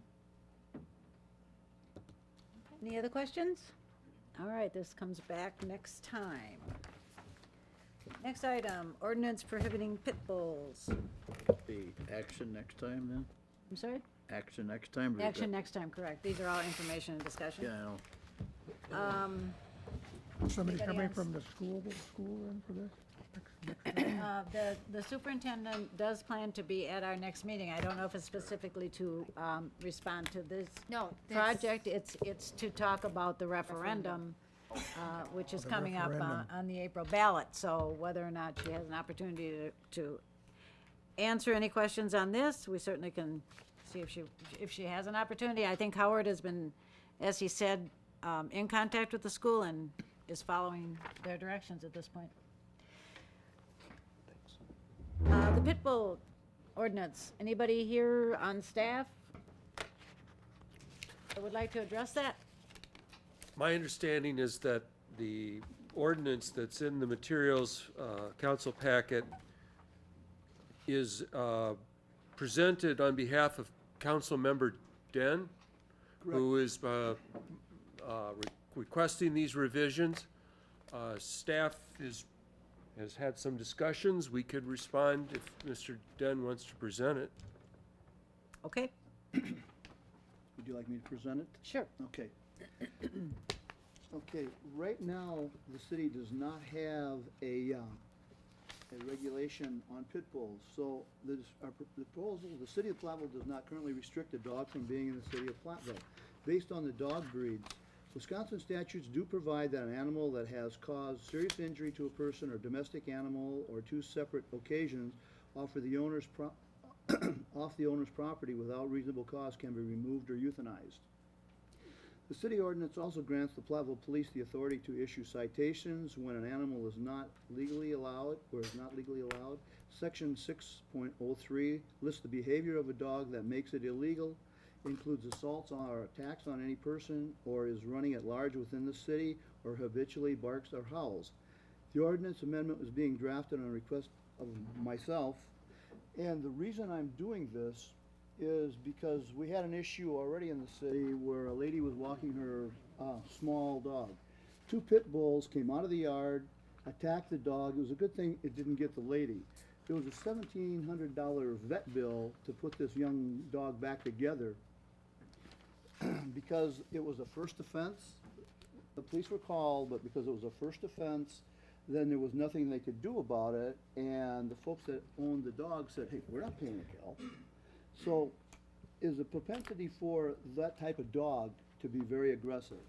Not very long ago, we had a young man walking down a sidewalk, not in our community, but he was walking down the sidewalk. 3 pit bulls came out and attacked him. The lady who owned one of the pit bulls and was babysitting the other 2, they were her sons, had to actually throw herself on top of this young man to protect him. He was very seriously injured. She was also attacked by her own dog. Okay, so what I've done is I talked to a friend of mine in another community, and he showed me their ordinance on pit bulls, and it had already been tested in the court systems. That's why I like the ordinance that we're bringing forth, because it has already been tested in the court systems, and the community won. So we're not sitting here saying we're gonna run around town looking for all the pit bulls, but when there's an incident, okay, then we will investigate, and if that's it, we are not gonna allow those dogs here. And as they come into the community, hopefully people will license their dogs. We require that. It doesn't always happen. But therefore, we also be able to track where those particular dogs are. And then we can inform people that we do have, hopefully we'll have this ordinance. It's pretty self-explanatory. It's added on. It's not necessary for me to read this whole thing, is it? No. Okay. So that's why we're doing this, for the safety of our community. And folks, I don't know if you're familiar with what insurance companies do, but there are many insurance companies that will not insure you at all if you have pit bulls, okay? If they know you have them. If you have an issue, then you're gonna be in trouble because you haven't given that information out. Insurance companies also have a list of what they consider vicious dogs. And our ordinance, we have a vicious dog ordinance which covers any breed of dog, any breed. Whether it's your pet poodle or a cocker, it doesn't matter if it attacks or bites anybody. So it's not, we're not really totally specific on one species, okay? But we need to have this put in place for the safety of our well-being in the community. Thank you. So just I want to clarify, I'm looking at the ordinance here. Basically, as it stands, our animal regulation does say that if animal bites or attacks a human, a person can no longer have it in the city. Correct. So this would specifically add to it that you cannot have a pit bull. That's right. Other comments? I have a question on page 2, Okay. C1. What does it mean there, overloads? Page C, number 2, C1. C1, I'm sorry. C1, Inhumane. Page 2. Underfeed, overloads, or abandoned. Okay, this is, Overloading an animal. yes, okay, like if you're hyping them up, if you overload a dog, you can do it with nutritional ways. When they fight pit bulls, these dogs are hyped, okay? And when people say that, they don't fight around here. Unfortunately, that's not the case. A few years ago, a lady that I know quite well had a litter of pit bulls and her female, big female. She made the mistake of advertising these dogs. She lived right here in the community of Platteville. She came home for lunch to check on her dogs and they were all gone. She put the ad out. People came right in the middle of her house in broad daylight and took them all.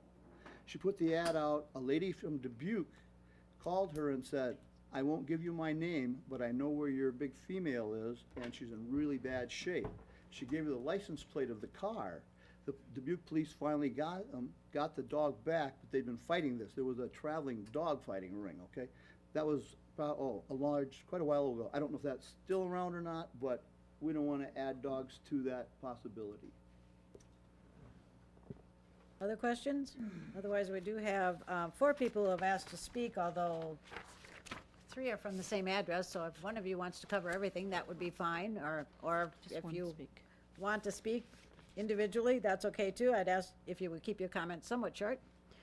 So, yeah, come on up to the microphone and the individuals have all registered to speak against. Or register against. Okay.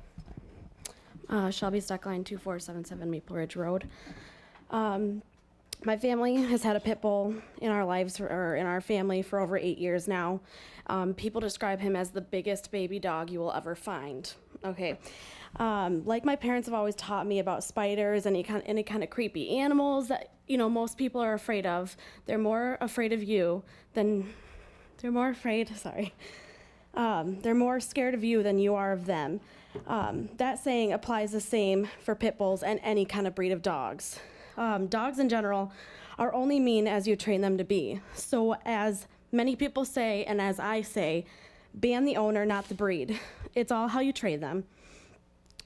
Excuse me. There are plenty of stories out there that pit bulls are more helpful than harmful. Like a story in Florida, a 5-year-old girl was riding her bike when a lab mix, not a pit bull, attacked her.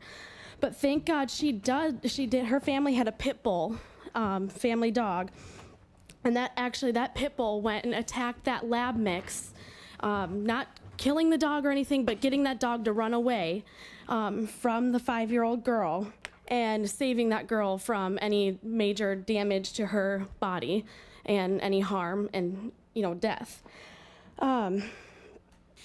Another example, my friend, when he was about 7 years old, got his practically his whole calf bitten off. The breed was not a pit bull. It was a Rottweiler. So if you want the community to be a safer, have stricter ownership laws. Okay. Breed-specific legislation is costly to enforce. There would be a need for additional animal control, shelter fees, vetting, etc. Breed identification is also difficult. There is a minimum of 20 dog breeds that possess the physical traits of pit bulls. Because BSL is subjective, it opens up the city to liability and issues in the event of misidentification. Restricting breeds does nothing address the real issue of irresponsible dog owners, because BSL does not address irresponsible dog owners. Most cities have not seen any changes in dog bites, and some have even experienced an increase in dog bites and attack incidents. So I encourage you to visit the National Canine Research Council website to research further before continuing to implement the excuse me, I get stage fright. Okay, relax, just be comfortable. Implement the ban. If you'd like that website, I do have it on hand. So instead of banning bully breeds, most people consider it to be a pit bull.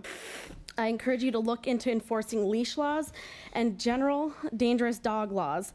This ensures that irresponsible dog owners are held accountable for their actions, and in turn truly keeps the community safe. So I truly trust that you each will do your research and take into consideration the possession of several other major organizations, such as the American Vet Medical Association, the National Animal Control Association, and the American Kennel Club, who all oppose any legislation that targets any specific breed of dogs. So like I say, and many more say, ban the owner, not the breed. Thank you for your time. Thank you. Thank you.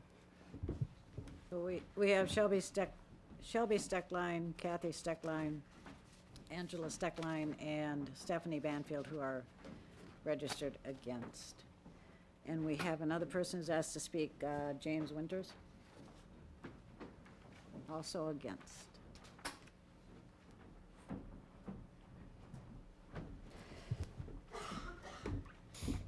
I apologize if I seem unprepared. It's because I am. I came here to talk about the library issue, and I did not know that this was on the agenda today.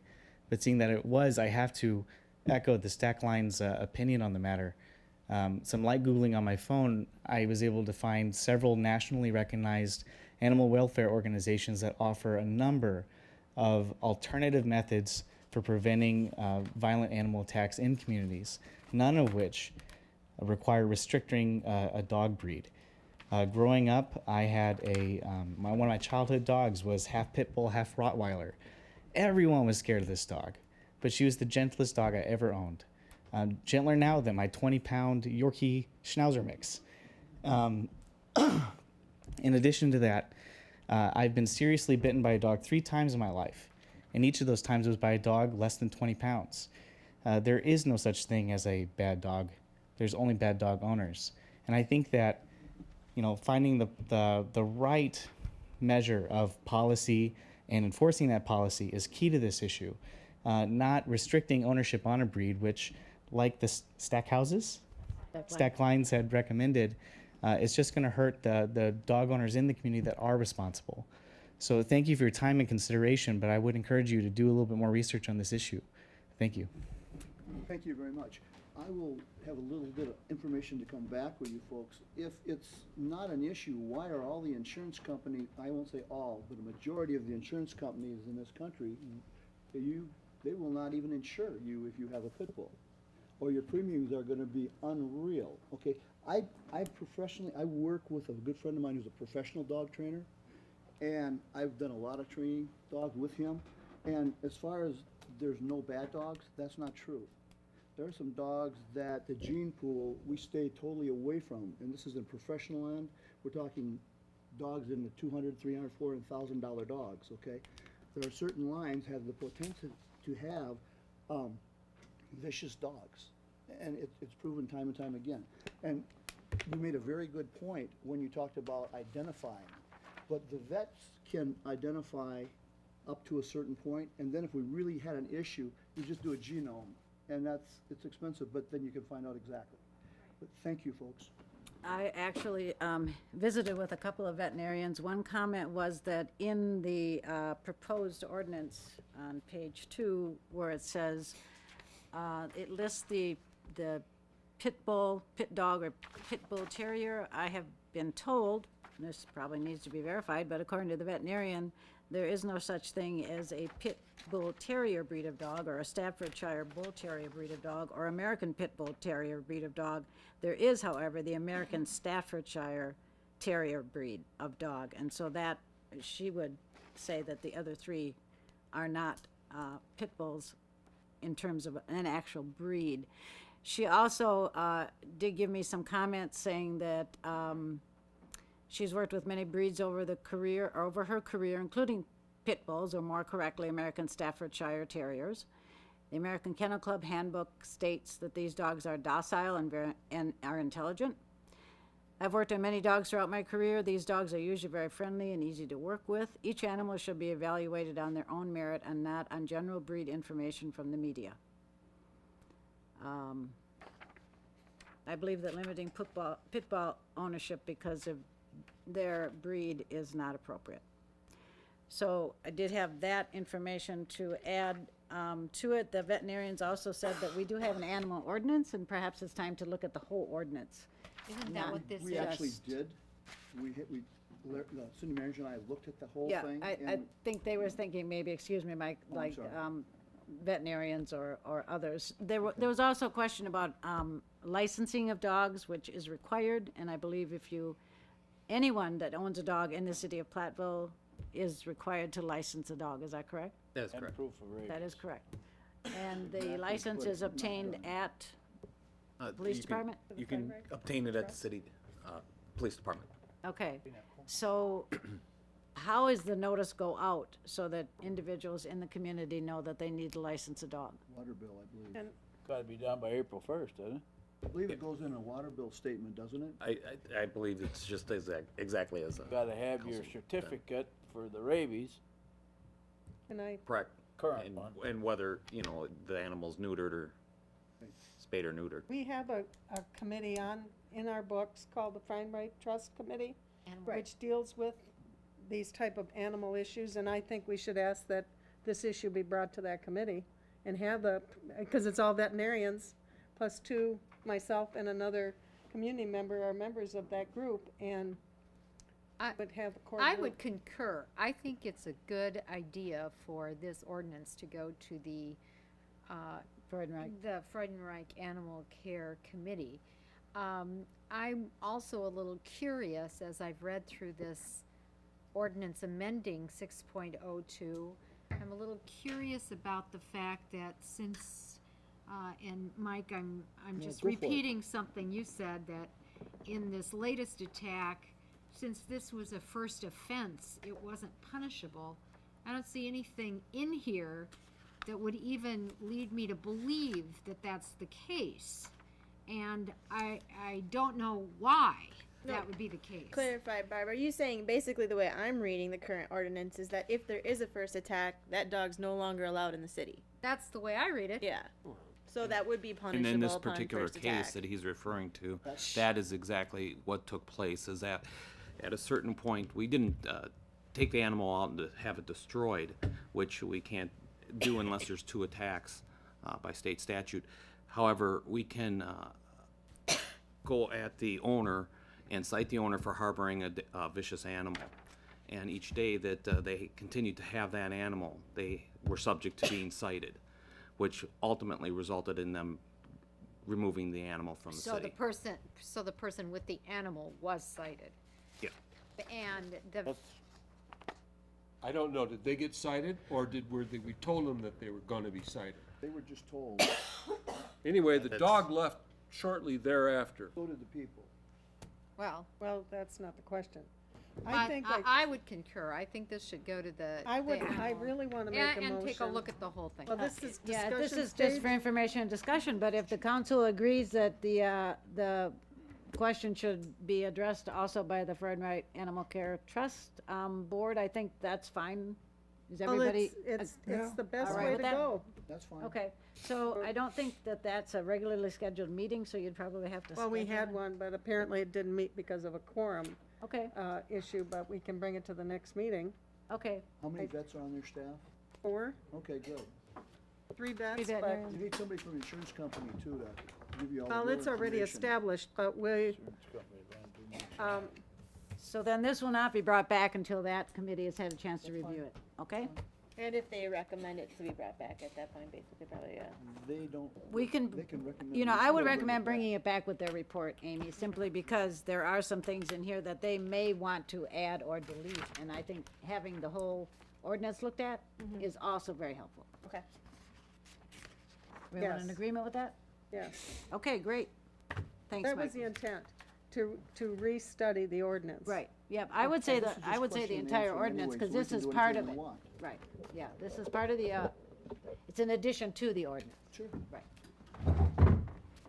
Okay, ordinance amending section 201 Aldermanic District Number 4 and election ward 8 due to annexation of property. Jan. This is our last annexation that we did. Whenever we annex a property, we have to assign it to an election ward and whatever. So this is the bookkeeping part of it. So all we're doing is ask you to amend the section, adding it to election ward 8 and aldermanic district 4. And this is the property at 151 in Mineral Street? 680 East Business Highway 151. That right there at the stoplights? Yes. Yes. Okay, so that will come back next time. Next item, lease of City Hall space with Main Street program. No? We had a discussion with okay. representative of Main Street Program and have roughed out the general idea of what they would like to do with that space that was the old police department area. And as I understand the proposal, they want to make available for the office space for incubator-type programs that would need office space. The amount of rent would be relatively modest, not less than $200 per month. And if you have any questions specifically about the lease agreement, this is just generally what Larry and I and I'm blocking. Jack Ludke. Jack worked on. And Jack has also That guy. registered to speak, so he's Yes. available also. Okay, because I have a couple questions.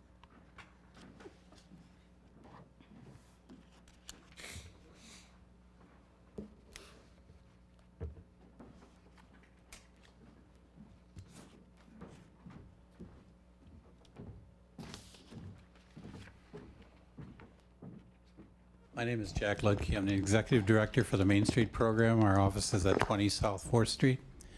And if I may first say, I'd like to commend both Larry and Brian on putting together this information. The idea is, I think, one that will benefit the city and also the young people that are looking for an opportunity to incubate their ideas. And I'm here to answer any questions you might have. And you have 3? Well, number 1 was access to the main building. I'm assuming they're gonna work at night? And will they have access to the main part of this building? They will have access to the building. The main part is necessary so that they have bathroom facilities Okay. available. And they will be assigned a key, and they will be responsible for that key and that access point. Another one was, these are smart people, and can they have access to our, It's one I know sitting. they're smart people, because computers and electronics and, can they get access to our, electronic systems that are part of the city?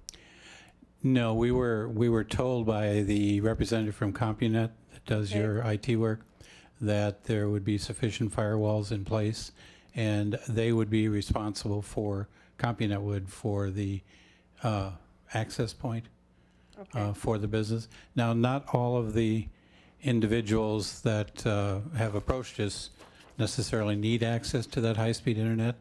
The first gentleman that we probably will have there as a tenant, they do, and that's the reason they're really looking at this location. Okay. What- I'm sorry, Barbara. She has one. Cleanliness. Being a Next to mother. godliness, yes. Yes. I don't like fire hazards. Will these folks really keep their area? That'll be our responsibility to check on it. And okay. if you'll notice, and This I don't know is if an you, old building, and I'm just. yeah, I don't know if you noticed looking through here, but we also will make them understand that they have to allow the city with prior notice, as well as Main Street, to come into the space and look at it and make sure that those things are addressed. We also have been asked by Brian to provide insurance coverage, which we have a liability as the primary leasee, and we're executing on a second part of that insurance coverage that he required, so we will have that. Thank you. Jack, when we Yes, first sir. brought this up, discussed it a little bit, I think it's a good idea, but we were talking about the access of the old police department, so that would be a separate entrance so that people wouldn't be able to come in and walk around all the city hall. And I thought that was a good idea, but now you're saying they need the use of the bathroom, so they'd have a key to actually get in the whole complete city hall? Well, that, I don't know at what point that was determined, but that's the only bathroom facilities in the other part. There is one small bathroom, I take that back, there's one small bathroom in the side where the police station was, and we will get that cleaned up and painted, and that could be utilized. So that may not be necessary for them to go to the other two bathrooms. Since we're not making any structural changes, there's no requirement to have like two bathrooms. It can be a unisex. Thank you. So, I wanted to address the pricing. So I saw the $200 a month minimum. I'm looking at the floor map, and it looks like there's a bunch of offices that are basically 8 feet by 12 feet on one side, and then there's some bigger ones on the other side that are more like 15 by 14. And are those all the spaces we're talking about, basically? There's a variety of office space? That L space, yes. Okay, so I'm looking at it and thinking, if you rent an 8 foot by 12 foot office space, $200 a month is pretty high. And so I called Ed White at Platteville Business Incubator to see how they priced out their spacing. And what he actually does there is $6.50 a square foot plus $1 a square foot, so $7.50 a square foot times the square footage of the space that they're renting, and then you divide that by 12 months. So in this case, one of these offices, for example, that's 8 feet by 12 feet, if we use the PBII pricing, it would come to $60 a month rental. I don't think we'd take you in at that, no. But just to be devil's advocate, because PBII is a really nice comparison, and they offer a lot more services than this space will. And this space, for example, doesn't have windows. Right. So, if anything, I would even argue that this space may be worth a little bit less if we're looking at being competitive. But I'll just put that out there that to us as City Hall, if they can't access the inner parts of the building, and they're helping us pay utilities, and we're doing this great service for the community, I think it's a win-win. And if we can make it affordable for students, that's great, or anybody. Well, I believe that if the market drives the price there, that's fine. I mean, if he puts it out at $200 a month and no one takes it, then I think there's a message there. And Market there drives may the need price. to be, but, so. Yeah, and- I do want to clarify, this is not just a student rental, is this correct? No. I mean, in the No. rhetoric, it says. If you want to this start a is new for business, student- Barb, we would Okay, take so I could do that. your okay. application. All right, good. You're supposed to be retired, you don't wanna start a new business. Yeah, if I might address Amy's point for just a moment, please. The Main Street Board is not interested in a large revenue stream off of this. Our interest is to provide an opportunity within the city for people to incubate an idea. And as you start with that, you don't know what your outcome is going to be. So if you're successful, we would like to join in that success, and there will be an escalator clause depending on, how your business goes, as long as you stay in there. The other thing is, we have to be conscious of the fact that, as you indicated, these particularly young people don't have a lot of money to start out, and that's what we want to be able to provide to them. And Brian, I don't remember where we came up with that $200. There was some discussion about the $200. I had put it in there as a place point, just a place marker to say this needs to be talked about. So I think that's more the point, is there has to be some number in there so that there is a minimum amount so that space cannot simply be leased for nothing. Yeah. At least that was my thought. The amount, And if the council would agree, for that placeholder, we would be, I think I had a discussion earlier with Amy today, we would be willing to drop that to say $100. I think $100 a month for office space, supplying, what you need, if that's the case, and they're not using additional services like the high-speed internet, that's a beginning point. So Would you be comfortable with that $750 a square foot just matching what PBII does? no, No? no, Okay. Well, I think that's the board's decision. yeah. They're paying the I bill. also think Well, that, we're writing it in our agreement, so it's our decision too. Well, it's the minimum point, yes, to accommodate what Brian just said. I wouldn't be comfortable with it, Amy, because I think you have to have some skin in the game more than that. I understand what Ed's formula is, but you also have to understand he is a long way from the campus. So that does deter some individuals from looking at his space, no matter what the rent is. He also has reconfiguration costs sometimes to consider, so that fluctuates depending on how much he has to change in office space. So it may, in my mind, it's not a fair comparison. It's what the market is going to bear for the space. And if we have someone that, can come in and actually has the idea, has a momentum here, and they're growing their business, we want to share in that momentum, so we'll backload the proposed lease to that. The other thing we have to consider here is that if the city comes up with the plan and the money to renovate that space, and they come to us and give us that 120-day out clause execution, we're going to have to move people out. And we're starting this as a pilot program. We don't know how successful it's going to be. I know there are at least 2 other people besides the gentleman that have expressed an interest in moving in already. So that would possibly be 3 tenants in the next month. Who knows where it will go? And somebody may need more than 2 of those office spaces. I want to make sure I said it correctly or I'm understood correctly. I was proposing, I guess, that we set our base price that the city requires as the same as PBII, and Main Street Program can decide if they want to go above it.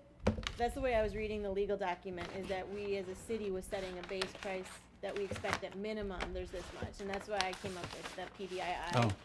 But the city can, or Main Street could go above it since you're subleasing it, but that's what I was coming with. I just want to make sure that was understood. Okay, again, a number was in there so that Okay. there could be a discussion. so $750 a square foot was my recommendation as a base price. So that's what Main Street So- would pay us. No, that's the minimum that they would charge to. Why should they pay more than that? No, I don't care. I'm saying I don't care. I'm saying at minimum we should match PBII. That was Practically my in argument. a business sense. I understand your argument, Yeah. but I'm going to say the spaces are different. Yeah. The spaces are different because of location.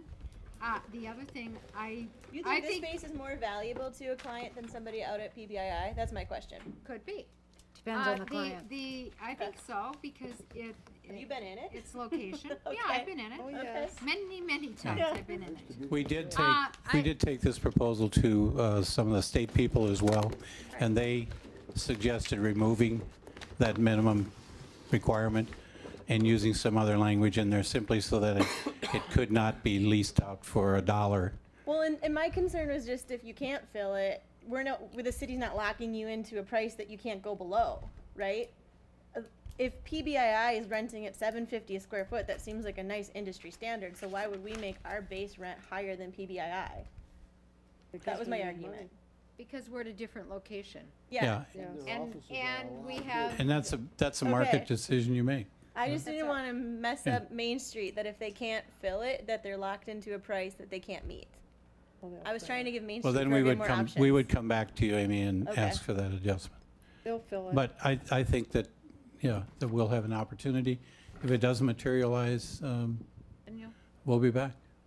I mean, I have to make a comment. I have a building that is room by room by room. I rent room by room, and that's my price range, always has been. It goes up, I negotiate, but I start at that $200, and they get all the amenities my building has to offer, and I've never been vacant. And I think that will happen in this space as well.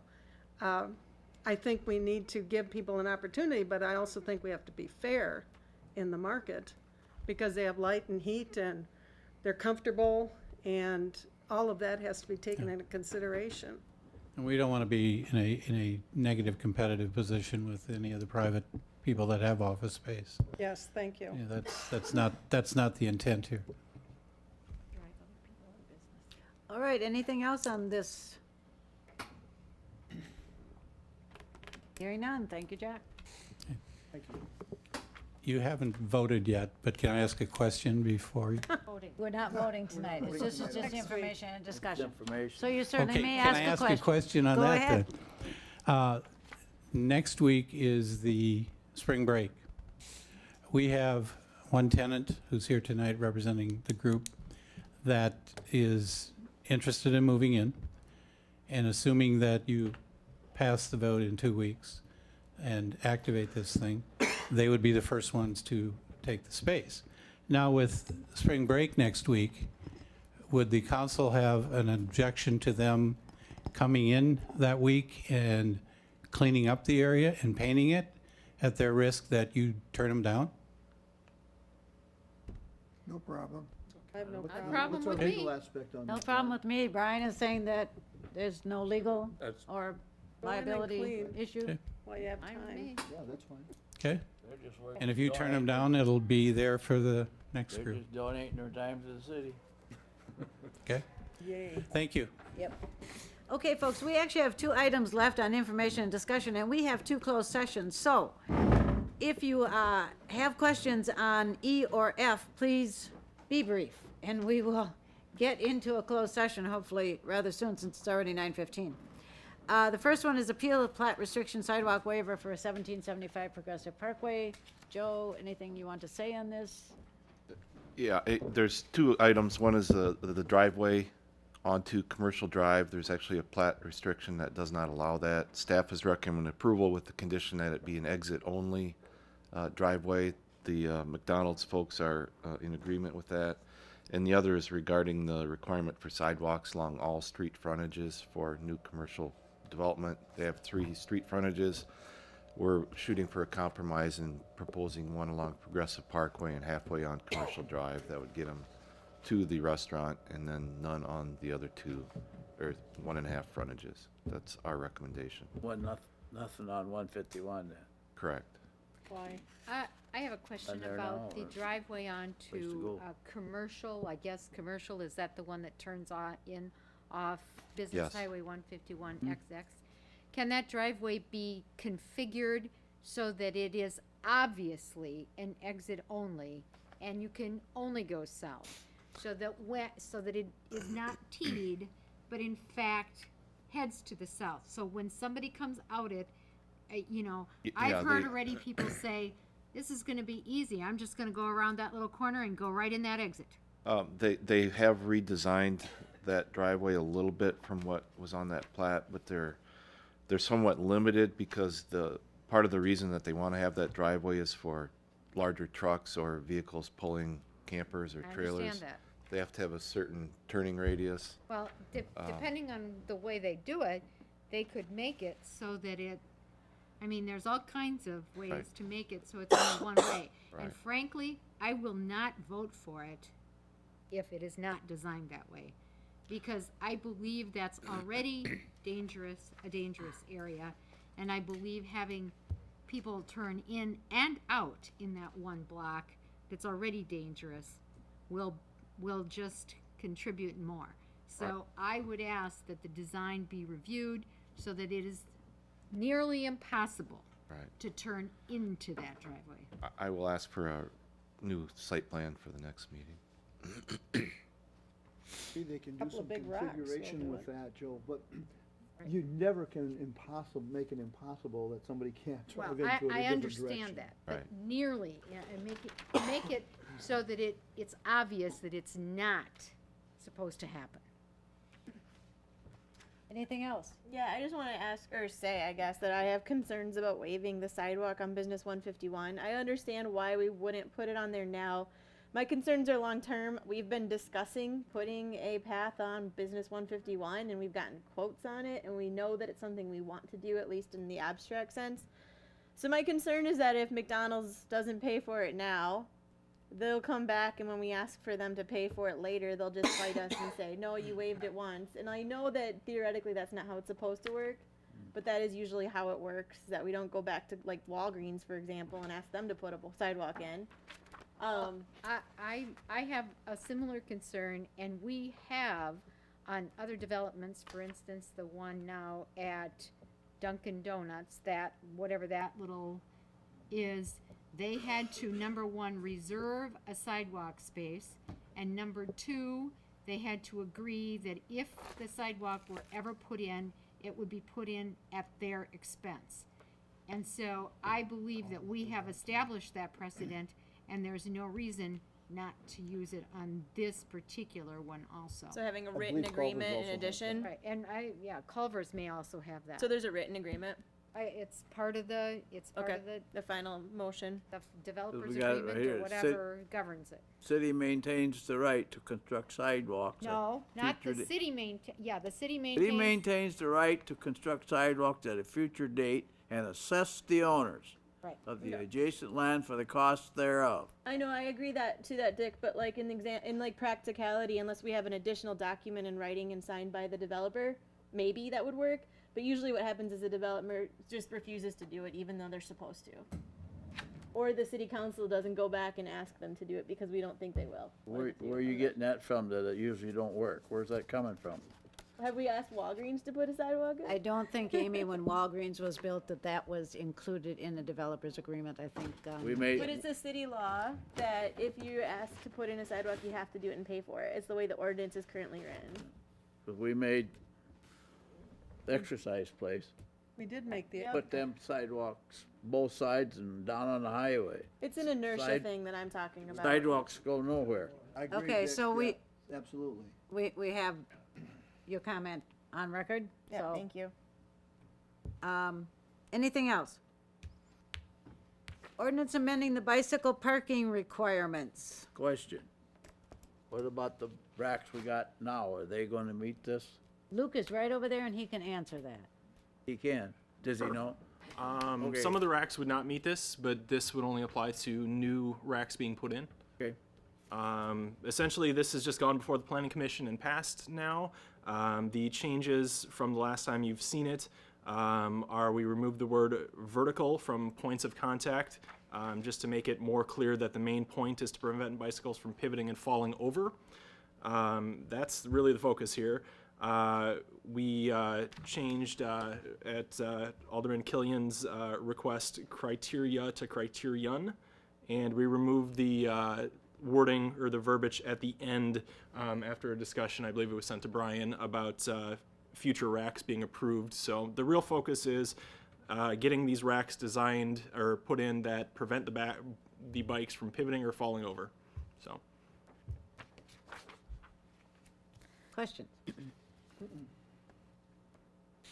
All right. We need a motion to go into closed session. We actually have 2 closed sessions, so if you would please note that, the wording. Yep. I'll read. Okay. Sorry. Go ahead, Barb. Per Wisconsin statute 19.85, paren 1, paren E, deliberating or negotiating the purchasing of public properties, the investing of public funds, or conducting other specified public business whenever competitive or bargaining reasons require a closed session, possible land acquisition. The second one, per Wisconsin statute 9.85, paren 1, paren E, deliberating or negotiating the purchasing of public properties, the investing of public funds, or conducting other specified public business whenever competitive or bargaining reasons require a closed session to negotiate ambulance service agreement with Southwest Health System. So move. Is there a second? Yep. Second. Motion and a second. We'll vote. Are you coming back into closed session? Are we coming back into open session and acting if we need And, to? and return to open Open section. session to, Session, excuse me, and take action on closed session if needed. yes, correct. Okay. Stackhausen, Yes. Bonin, Yeah. Killian, Yes. Nichols, Yes. Seabolt Wilson, Yes. Den, Yes. Doss. Yes. Motion carries.